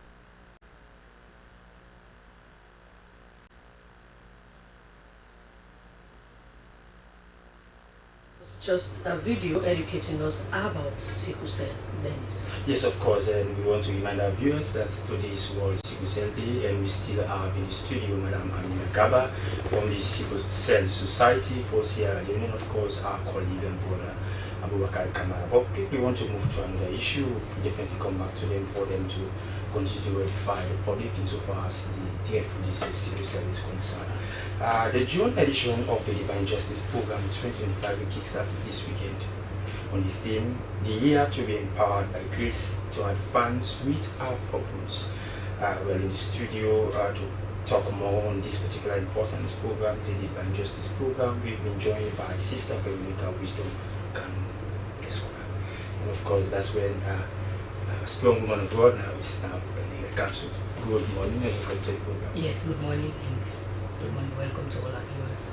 Divine justice resonates with not only, of course, spiritual edification, but that has been a long great program that has really been appealing for people to have justice. And this is coming from the divine being himself, who is the arbiter of justice. Yes. What would you give our viewers as a background to this program? Yes, Divine Justice Altar, as the name depicts, it's a prayer ministry that brings people across the globe, to make prayers unto God, petitions, supplications, and of course file summons against adversaries or families, their lives, or generations. Injustice simply means, to suffer unduly, to suffer unfairly, or depressions, or to be deprived in one way or the other. And then one thing I want my viewers to understand is that, most of the times we focus on the physical, but life is both physical and spiritual, and the spiritual supersedes the physical. You may want to ask, how do I know? That is why when we go to bed in that state of death, we have dreams.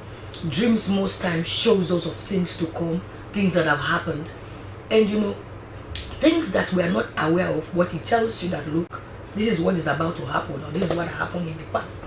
So that tells us that, look, we need to make a consideration of spiritual things. And so when we talk about Divine Justice Altar, we are saying that there are things that do happen in our lives in the physical, yet we don't have a physical interpretation of it. And to such an extent that those things, that happen to us, we cannot put a finger on what is responsible. For example, we are handling a theme, oh Lord, redeem my soul from satanic captivity and spiritual imprisonment. For example, there are people today who have not been able to get married simply because they are possessed by spirit husbands or night husbands. So for example, in the night when they go to bed, they see them having an affair with a man, or they see them getting married in the dream, but yet in the physical, the dream is not visible. It's a sign of captivity. There are people, they are in the city, but when they go to bed at night, they see themselves in the village. So you ask yourself a question, but I'm now sleeping on a good bed, I'm living in this good car. But these are powers telling you that you cannot go beyond where you are. That tells us it needs to be handled. For example, another woman who gave a testimony, there was this untimely death in their family, untimely death of sons. The boys keep dying, and they have lost within a year 3 sons. And then here comes his own son. He was sick, they went to hospital, did everything, did scanning, did tests, and it was like he was deteriorating. And the neighbor said to him, look, there is a program that comes from Divine Justice. Don't you think you need to go and ask for justice? And they came the first night. The second night, she said when she went to bed, she had a dream. She saw this animal with a long neck and a swollen stomach. And she was wondering what was happening. And then this animal went into labor and gave birth. When it gave birth to its son. That was how the boy eventually got healed. So there was a cause of untimely death in that family. To us, is an injustice. Because like Ezekiel said, the fathers have eaten sour grapes and the children's teeth are set on edge. Why would the father eat a sour grape and the children's teeth set on edge? Why would the son suffer for the sins of their fathers? But then when you come to verse 3, there's a ground of appeal. It says, no longer will this adage be said in Israel, the soul that sinneth shall die. As the soul of the Father is the soul of the Son. So when we come to this divine justice, now this is the ground of appeal. Say, Lord, no, make a provision. I need amnesty. Even though I am guilty because of the sins of my father, you understand? But it's time to go free because it says, no longer will this adage, be said in Israel. Right, so these are just the spiritual dynamics. Okay. And then the Bible is a law book. There's another verse in Romans chapter 8. It says, there is therefore now no condemnation to them who are in Christ Jesus, who are called not according to the flesh, but according to the Spirit. He says, for the law of the Spirit of life in Christ Jesus has made me free from the law of sin and death. All of us are dying, all of us are suffering because of sin. That's the law of sin and death. But another law came that has repealed this law. And that's the law of the Spirit of life in Christ Jesus. And these are all grounds of appeal. So indeed, life is spiritual, and then God is a God of justice. So we are here to encourage viewers that look, there are things that are happening in your life. You cannot put a finger on it. You don't know who is responsible for what, but you said, I need justice. So Council, just now, Dennis was just saying, you have been working for justice spiritually, and now you are a lawyer. How do you often, because the justice system in Sierra Leone is one that has come under the spotlight in recent times. People feel that injustice is too much in our country because the justice system is not doing well, and that is not good for our country. And you are a member, a part of that system. How do you use this spiritual thing that you have to actually talk to people in higher offices or to even lawyers, because the whole thing emanates from junior lawyers onto the highest point, because they will have to lay all this the judges that, oh, I have so and so amount, just do this in favor of me. How have you been doing this? To tell you the truth, first of all, the issues of injustice is alarming. And then when you think of cases that are coming, this is just a mad world. And to get justice is a process. There are times people are being brought, they are being detained, they are not guilty, but it takes a process. And I think one of the appeals I want to give to colleague lawyers is just being patient. Because sometimes, when those prosecutions come with a case, the whole manipulation starts from that angle, and then when it comes to court, if the magistrate does not take his time to understand the files, it becomes difficult. So it's a whole lot of issues. So do you think they need a spiritual eye to look at some of the issues? Yes, that is why you cannot only be a lawyer. If you are a Christian, ensure that you have prayer as your backing. Because trust me, there are some issues I handle. I know I wrestle with God in the realms of the spirit. The world is just wicked. Satan is the arch enemy, of the crimes or whatever. So what we are saying is, in as much as we need justice, the spiritual aspect is important.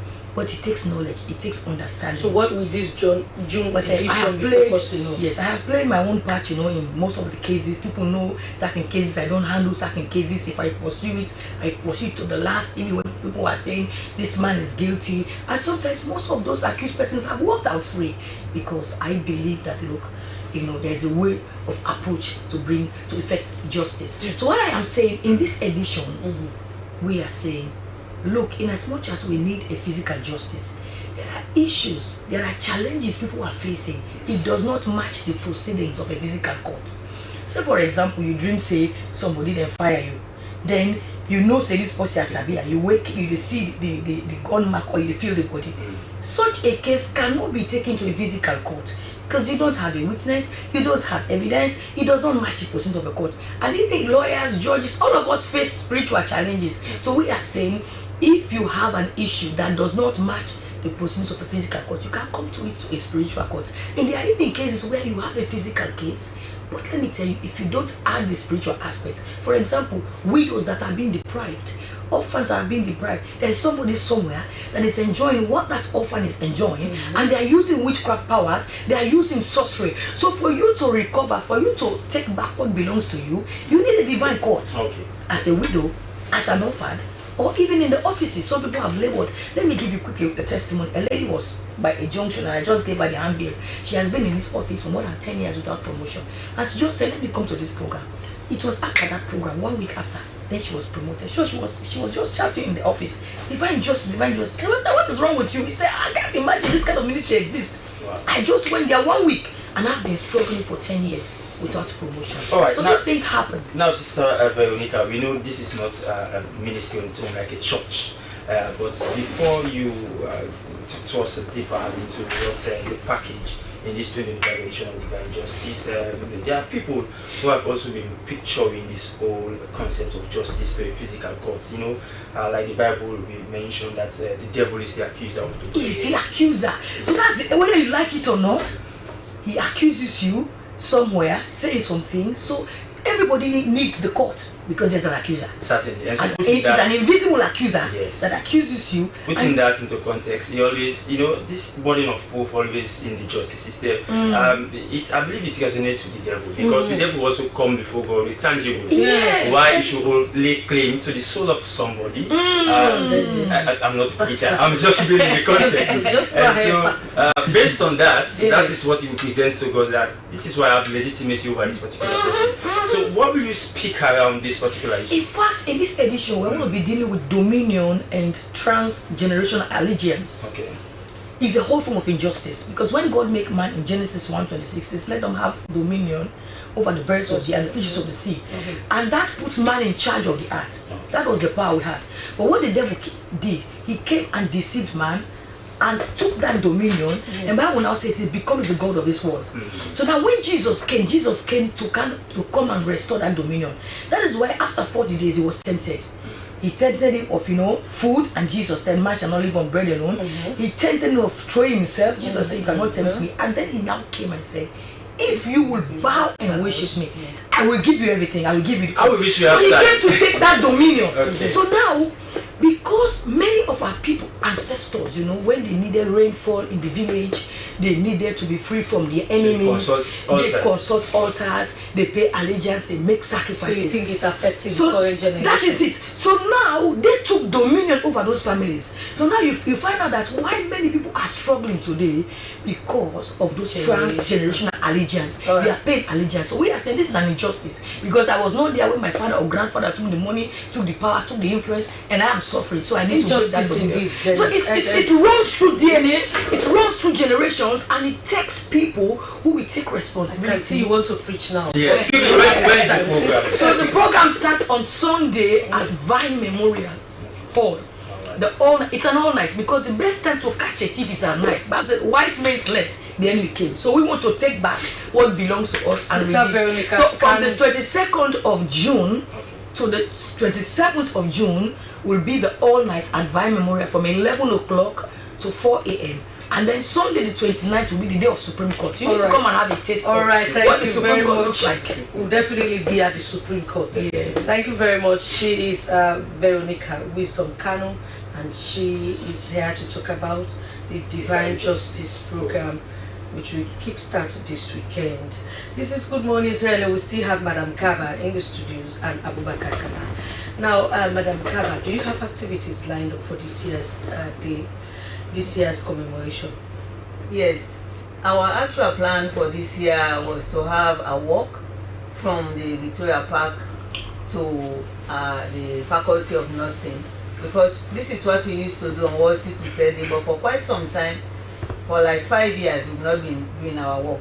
But we just said, since we are talking about our goal is to bring on board more partners, we had contacted our partners that we do the work from the park to Faculty of Nursing. But then, because of the MPOX, our chairman now advised us that it's good for us to just keep to our own clients for now. You know, that we cannot bring many people together at this point in time. So that is why the work was cancelled. But what we have today, we are using the newspapers, we are doing just mass media sensitization. We want to have public health, public addresses in the newspapers. We are sent to some newspapers, and also we today are in Slbc. We want to talk to our people out there, and then our major activity is going to be on Saturday the 21st. Where we call it a family meeting. We are coming together. We have a guest speaker, and after the guest speaker, our partners. We say something. I'm afraid we don't have time, Madam Gaba. But quickly, Madam Gaba, they say prevention is far better than cure. How will one prevent sickle cell from affecting the family or maybe the people? Now, the best thing to prevent sickle cell is for us to create awareness in the communities, for everybody to know that you can only get sickle cell from your parents. It is an inheritable condition. It is a genetic problem. A genetic problem that is still affecting countries, Africa and Asia. And if you as an individual want to ensure that you do not have sickle cell in your family, we do have sickle cell, but you have to know your genotype. Okay. Yes, you know your genotype. That's one way of preventing. If you know your genotype, you go in to marry somebody who hasn't got sickle cell in their own system. Okay. Because it's only people with sickle cell traits that will give birth to children with sickle cell disease. Thank you very much. When your mother and your father they have sickle cell traits, there is always 4 chances every pregnancy. It is by chance and not by choice. You are not going to decide it's going to be the first child or it's going to be the last child. It's by chance and not by choice. And this is something that has been proven by science that you have to, there is a 25% chance that you will have a child with sickle cell disease. You will have a child with sickle cell traits, and it's possible for you a 25% chance that you will have a child with no sickle cell. Thank you very much. We want to amplify those voices and of course those concerns, and of course channel them to our esteemed audience as of course the day progresses. Yes, Abubakar is still in the studio. Abubakar, you heard for Madam Gaba, he said most times not by choice but by chance. You happen to be a voice now. I believe Madam Gaba want to work with people like you to really continue to amplify voices around of course the importance of awareness around this particular deadly disease. What would be your message to other victims like you? So shortly, or survivors, should I say? I would want to say just keep yourself warm and stay out of cold and stress. Thank you very much. And also make sure you take your medicine, because the folic acid and the Bico, I think that's they help boost your vitamins in your system and your immune system. Thank you very much. It's Abubakar Kamara, sickle cell and survivor, and of course he's one of us here at Broadcasting House. Thank you very much for being part of the program. Quickly, another edition in the program is review of front pages of our local tablets. For that, to begin with the Premier newspaper. It opens with an headline: EU-ECOWAS conference, rising tensions at Guinean Sierra Leone borders spark urgent calls for intervention. Edmond Abu's field claims mislead public on two-cost structure. Message to resume free surgeries in August. Our stories you can find on the front page of Premier newspaper. Well, from the Premier newspaper, we go to the Concord Times. Concord Times opens with a banner headline: Fighting Mpox. UNICEF scales of critical support in Sierra Leone. Concerns over division of Freetown intensify. Woman appears in court for alleged manslaughter. These stories and more, for those of you who are interested in the Leone Rock Premier League, go grab yourself the Concord Times. You have a lot of stories. Certainly. So my penultimate pick is the Independent Observer newspaper. It opens with the banner headline: 7 Kenema schools showcase civic knowledge. Mercury launches exclusive festival raffle promotion. Contraband rocks in police custodies. All stories you can find in Kenema. Stories you can find on the front page of the Independent Observer and more. I know Francis want to say something.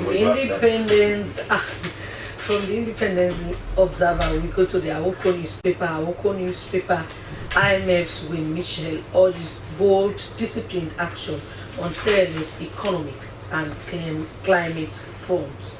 Kenema hosts its first ever ministerial town hall meeting in place of presidential engagement. The rise in flame, Suleiman Sise, a new dawn for Sierra Leone.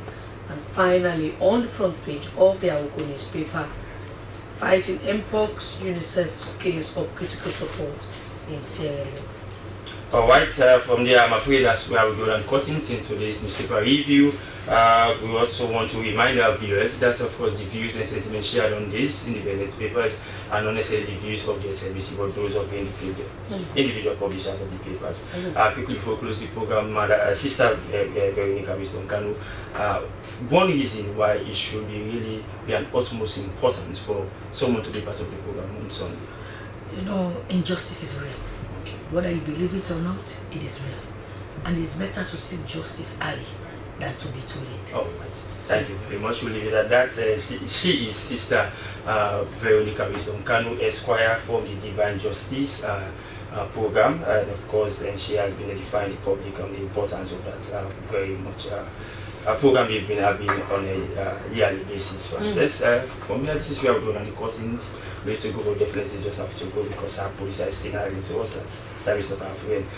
Many thanks for being part of the program, for inviting us in your homes, and of course, wherever you've gotten us loud and clear. And many thanks to our studio guests. Good morning, Sierra Leone. Tomorrow. Until then, I'm Dennis Fraser. And Francis Bernard is my name, wishing you a wonderful and lovely day.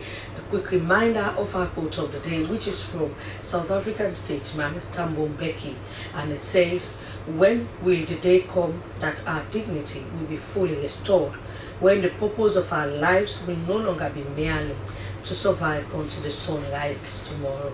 Have a lovely and wonderful day. Good morning. As a mother of the house, whenever I want to prepare palm soup, there's no need pounding palm fruit. All I need is Nkulenu's Ghana's original palm soup base. My soup is done, and its preparation, it is not difficult at all. Nkulenu palm soup base, it's easily done with no difficulties. Just take few ladles and your soup is done. And its flavor,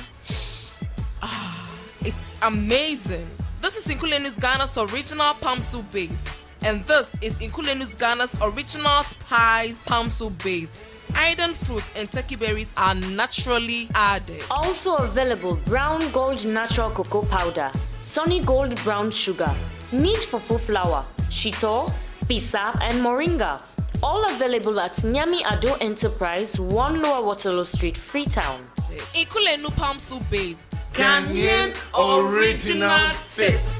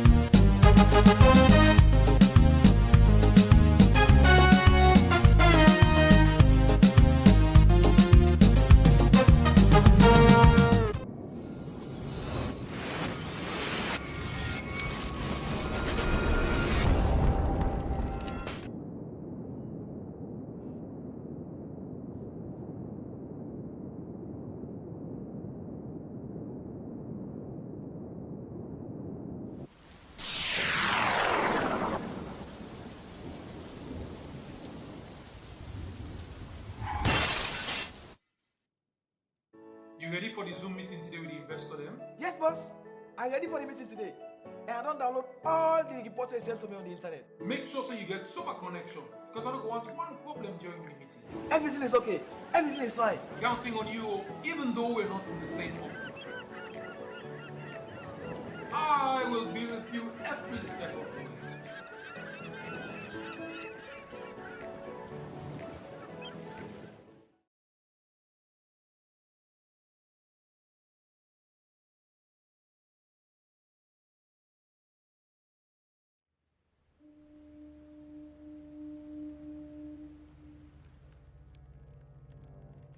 A place cannot produce poems. It can only not prevent them. And Freetown is good at that, for Freetown has its own sudden elegances. People are slow to leave it, quick to return. And there are others who come for a year or two and stay for a lifetime, sensing that they found a city that is in the world, yet sufficiently on the edge of it to have a different resonance. Let me tell you something about this city. All of us, we're all just passing through, and we've all been here forever. Those who came, those who stayed, those who never returned.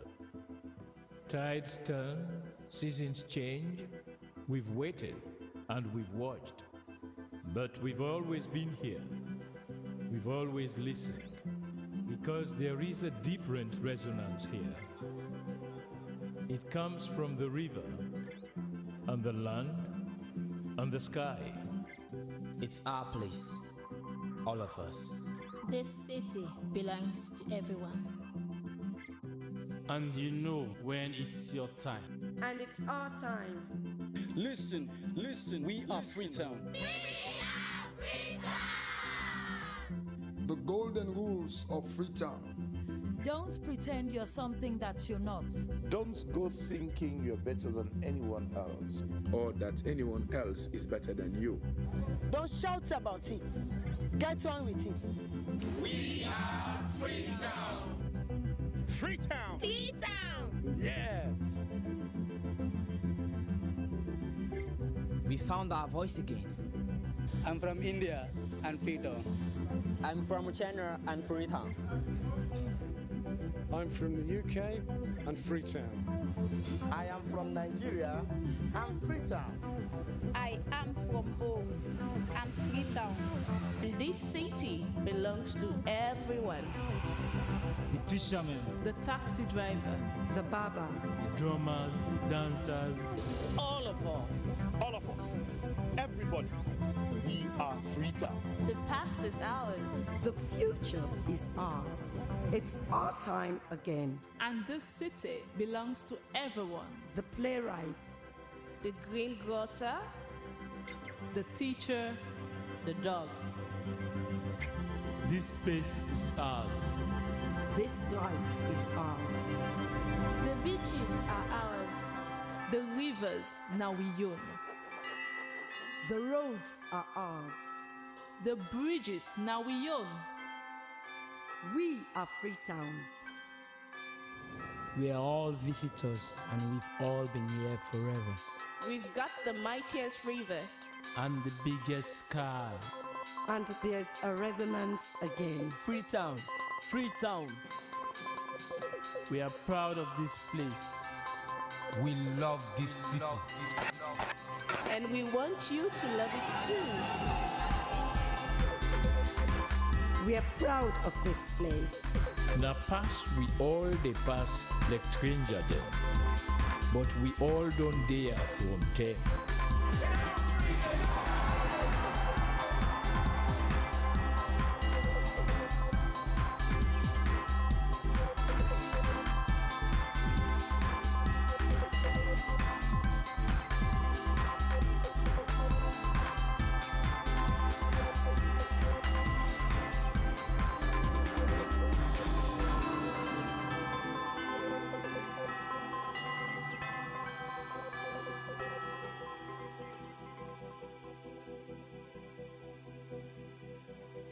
Come here, and you'll feel it, that end of the line sense of freedom. Say yes to Freetown. Say yes to freedom.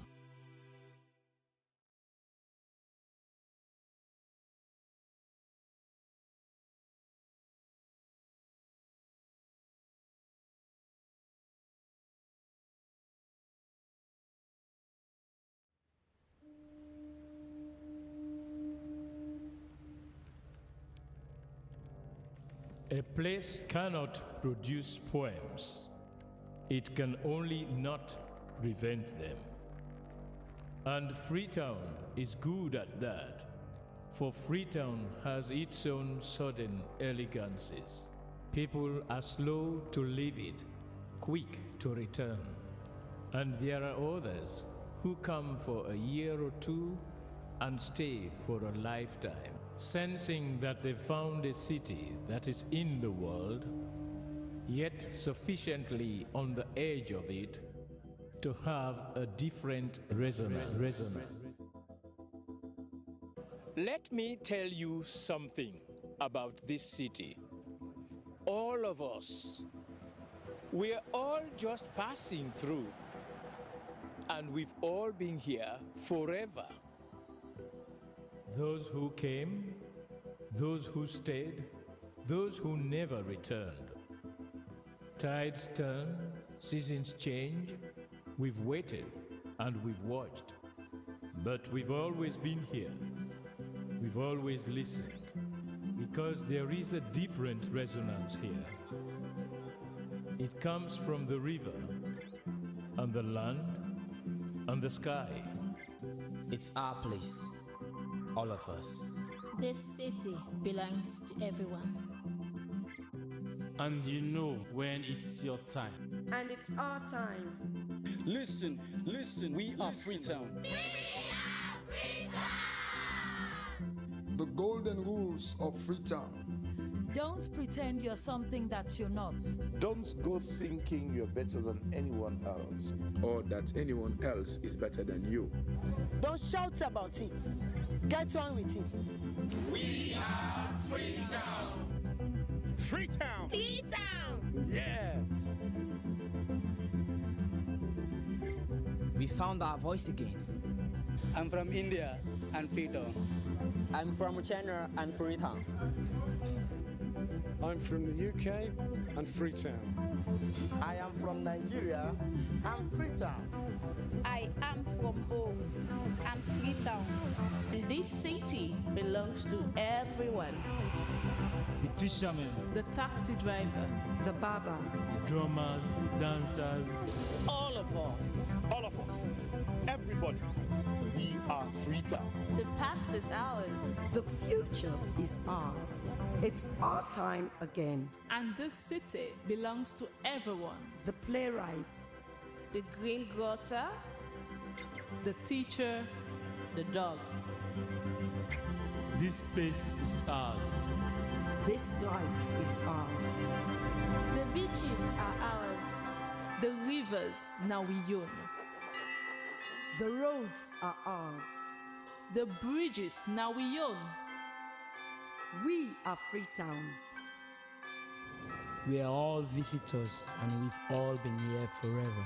We've got the mightiest river. And the biggest sky. And there's a resonance again. Freetown, Freetown.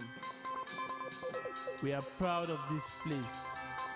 We love this city. And we want you to love it too. We are proud of this place. Na pass we all dey pass like stranger dem, but we all don dey from ten.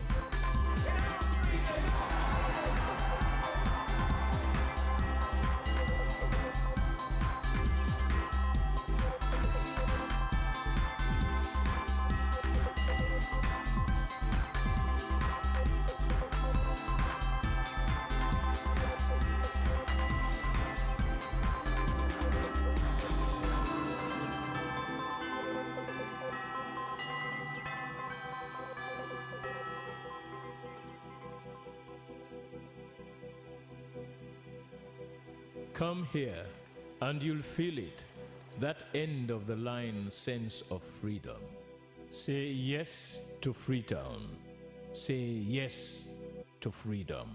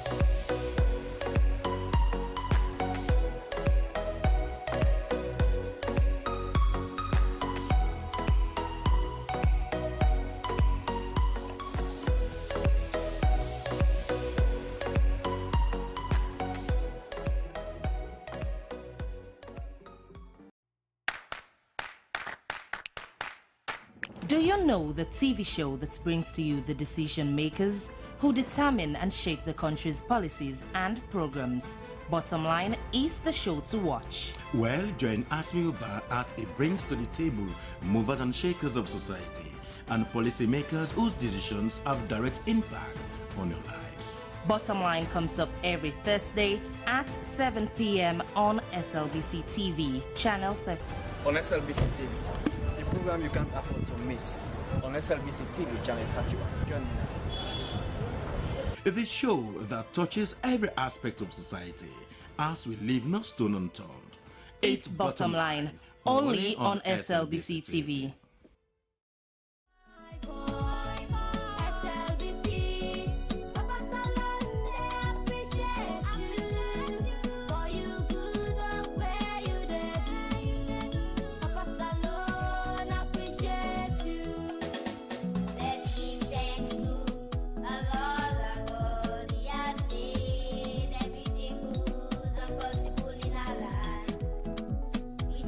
To the staff of SLBC.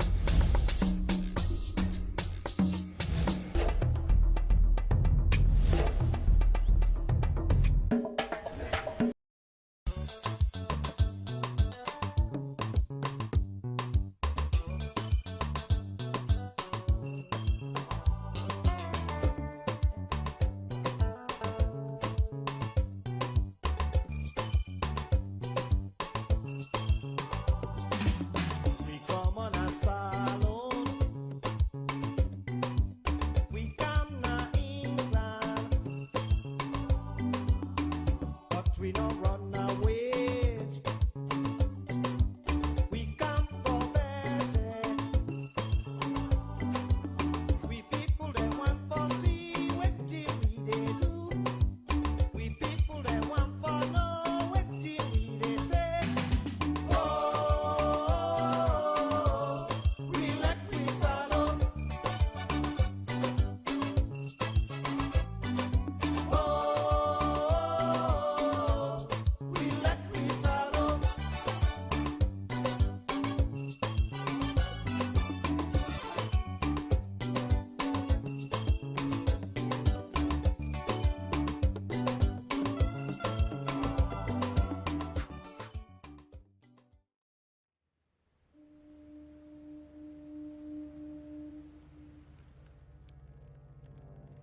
A place cannot produce poems. It can only not prevent them. And Freetown is good at that, for Freetown has its own sudden elegances. People are slow to leave it, quick to return. And there are others who come for a year or two and stay for a lifetime, sensing that they found a city that is in the world, yet sufficiently on the edge of it to have a different resonance. Let me tell you something about this city. All of us, we're all just passing through, and we've all been here forever. Those who came, those who stayed, those who never returned. Tides turn, seasons change, we've waited and we've watched. But we've always been here. We've always listened, because there is a different resonance here. It comes from the river, and the land, and the sky. It's our place, all of us. This city belongs to everyone. And you know when it's your time. And it's our time. Listen, we are Freetown. The golden rules of Freetown. Don't pretend you're something that you're not. Don't go thinking you're better than anyone else. Or that anyone else is better than you. Don't shout about it. Get on with it. We are Freetown. Freetown! Freetown! Yeah! We found our voice again. I'm from India and Freetown. I'm from China and Freetown. I'm from the UK and Freetown. I am from Nigeria and Freetown. I am from home and Freetown. This city belongs to everyone. The fishermen, The taxi driver, The barber, the drummers, the dancers. All of us. All of us. Everybody. We are Freetown. The past is ours. the future is ours. It's our time again. and this city belongs to everyone. The playwright, The greengrocer, The teacher, the dog. This space is ours. this light is ours. The beaches are ours. the rivers now we own. The roads are ours. The bridges now we own. We are Freetown. We are all visitors and we've all been here forever. We've got the mightiest river. And the biggest sky. And there's a resonance again. Freetown. Freetown. We are proud of this place. We love this city. And we want you to love it too. We are proud of this place. Na pass we all dey pass like stranger dem, but we all don't dare from them.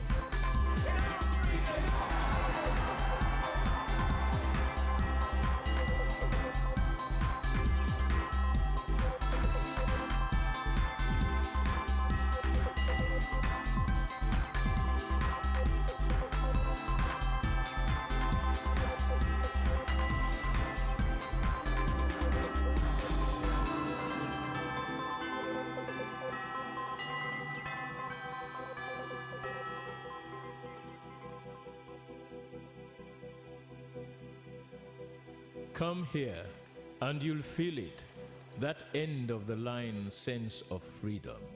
Say yes to Freetown. Say yes to freedom.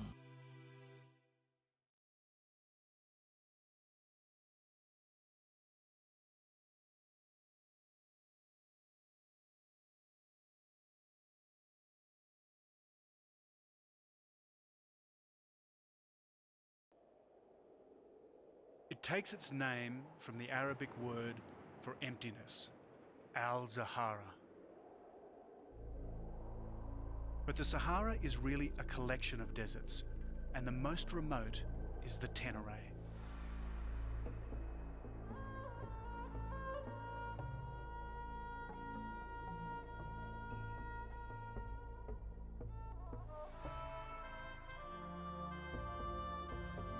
I set out to cross the Tenere in the way caravans have done for 1,000 years. It'll mean a journey of 1,200 miles over rock and sand by vehicle, camel and on foot, and it's a dangerous journey. For in this sweltering, desiccated furnace, death strikes the weak, the ill-prepared or the unlucky. They call it the land of fear.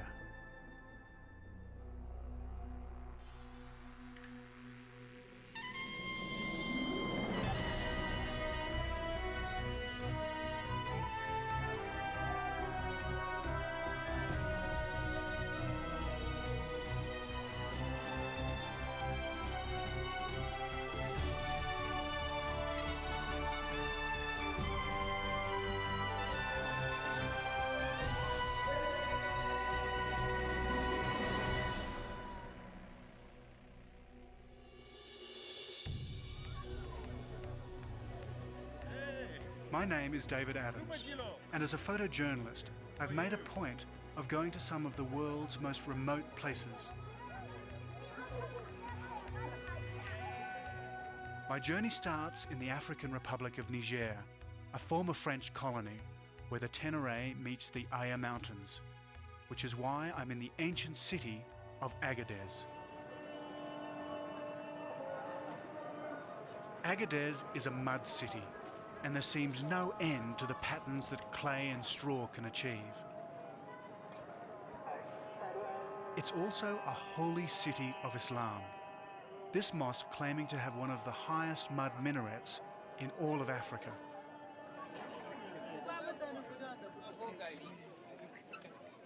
It's a city that got rich on trade.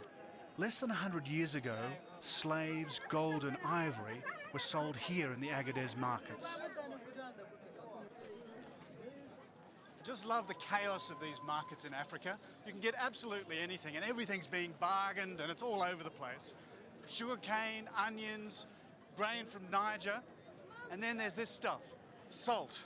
It's actually been the mainstay of this whole area of Africa for probably more than 1,000 years, and it's the great salt caravans that bring it here.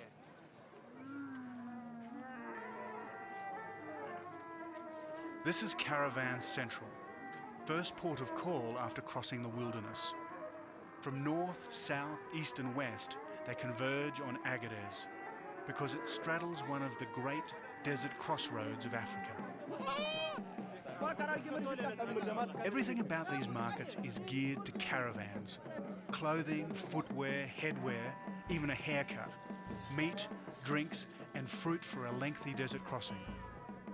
And of course, food for the camels too.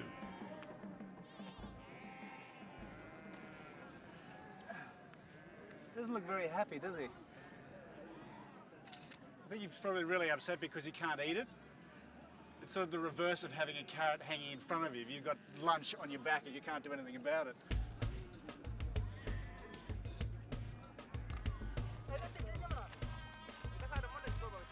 This is truly stepping back in time. Here we are at the dawn of a new millennium, and there are still people wearing swords.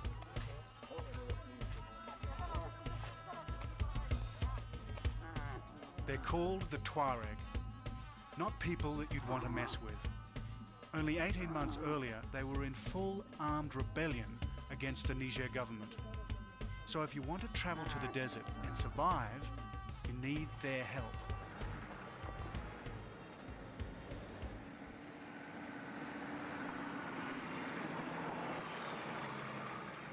Which is why I've got to go 120 miles to the north.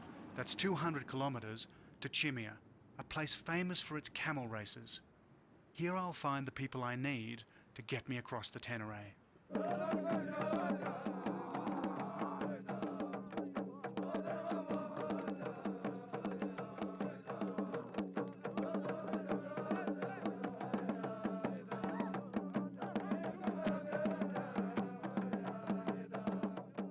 So these are the people I'd come to meet, the legendary warriors of the desert. And they wouldn't look out of place in a Star Wars movie either.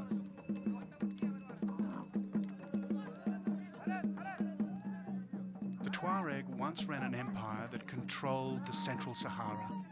No caravan could pass without their say-so.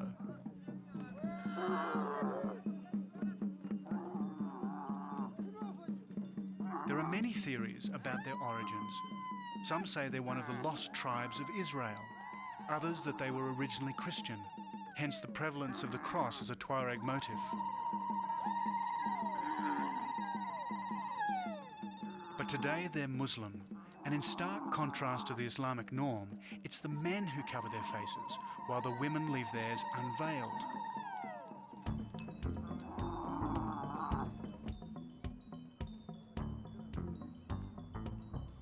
Tuareg are fiercely competitive, many of them riding up to 4 days just to take part in this race.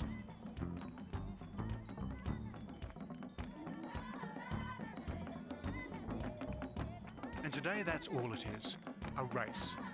Not long ago, they'd have lined up like this for a warrior's charge. They're off, and there's lots of jostling for the lead, which sometimes leads to accidents.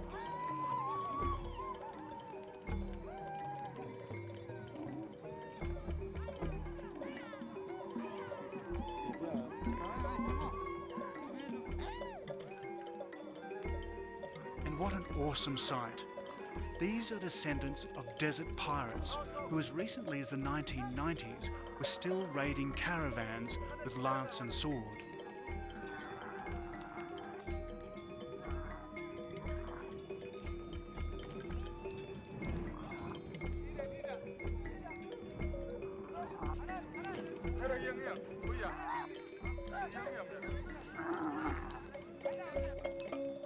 Somehow, I don't think nature ever designed a camel to gallop. It's more of an awkward lollop, half canter, half trot, not very comfortable for the rider. And it isn't a race for the faint-hearted. The course is just over 2 miles, or 3.5 kilometres. Plodding across the Tenere with a caravan won't be quite like this. It takes 10 minutes to cross the line, and when they do, it'll be to the cheers of their women and the jeers of their rivals. It's going to be interesting crossing the desert with men like these.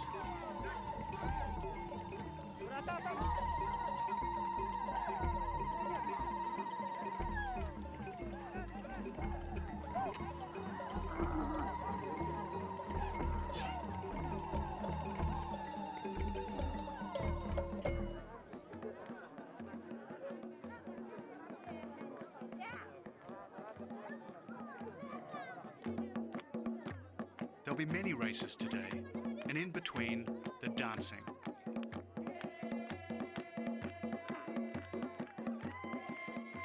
A chance for the warriors to let off steam, and for me, a chance to take some photographs.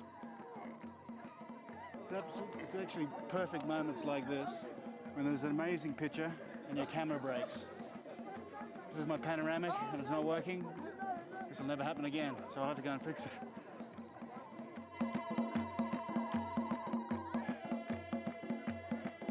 On they dance until the prize giving. And this is the prize. Whoa, fantastic. The legendary sword of the Tuareg, the takoba. And it's certainly not a toy.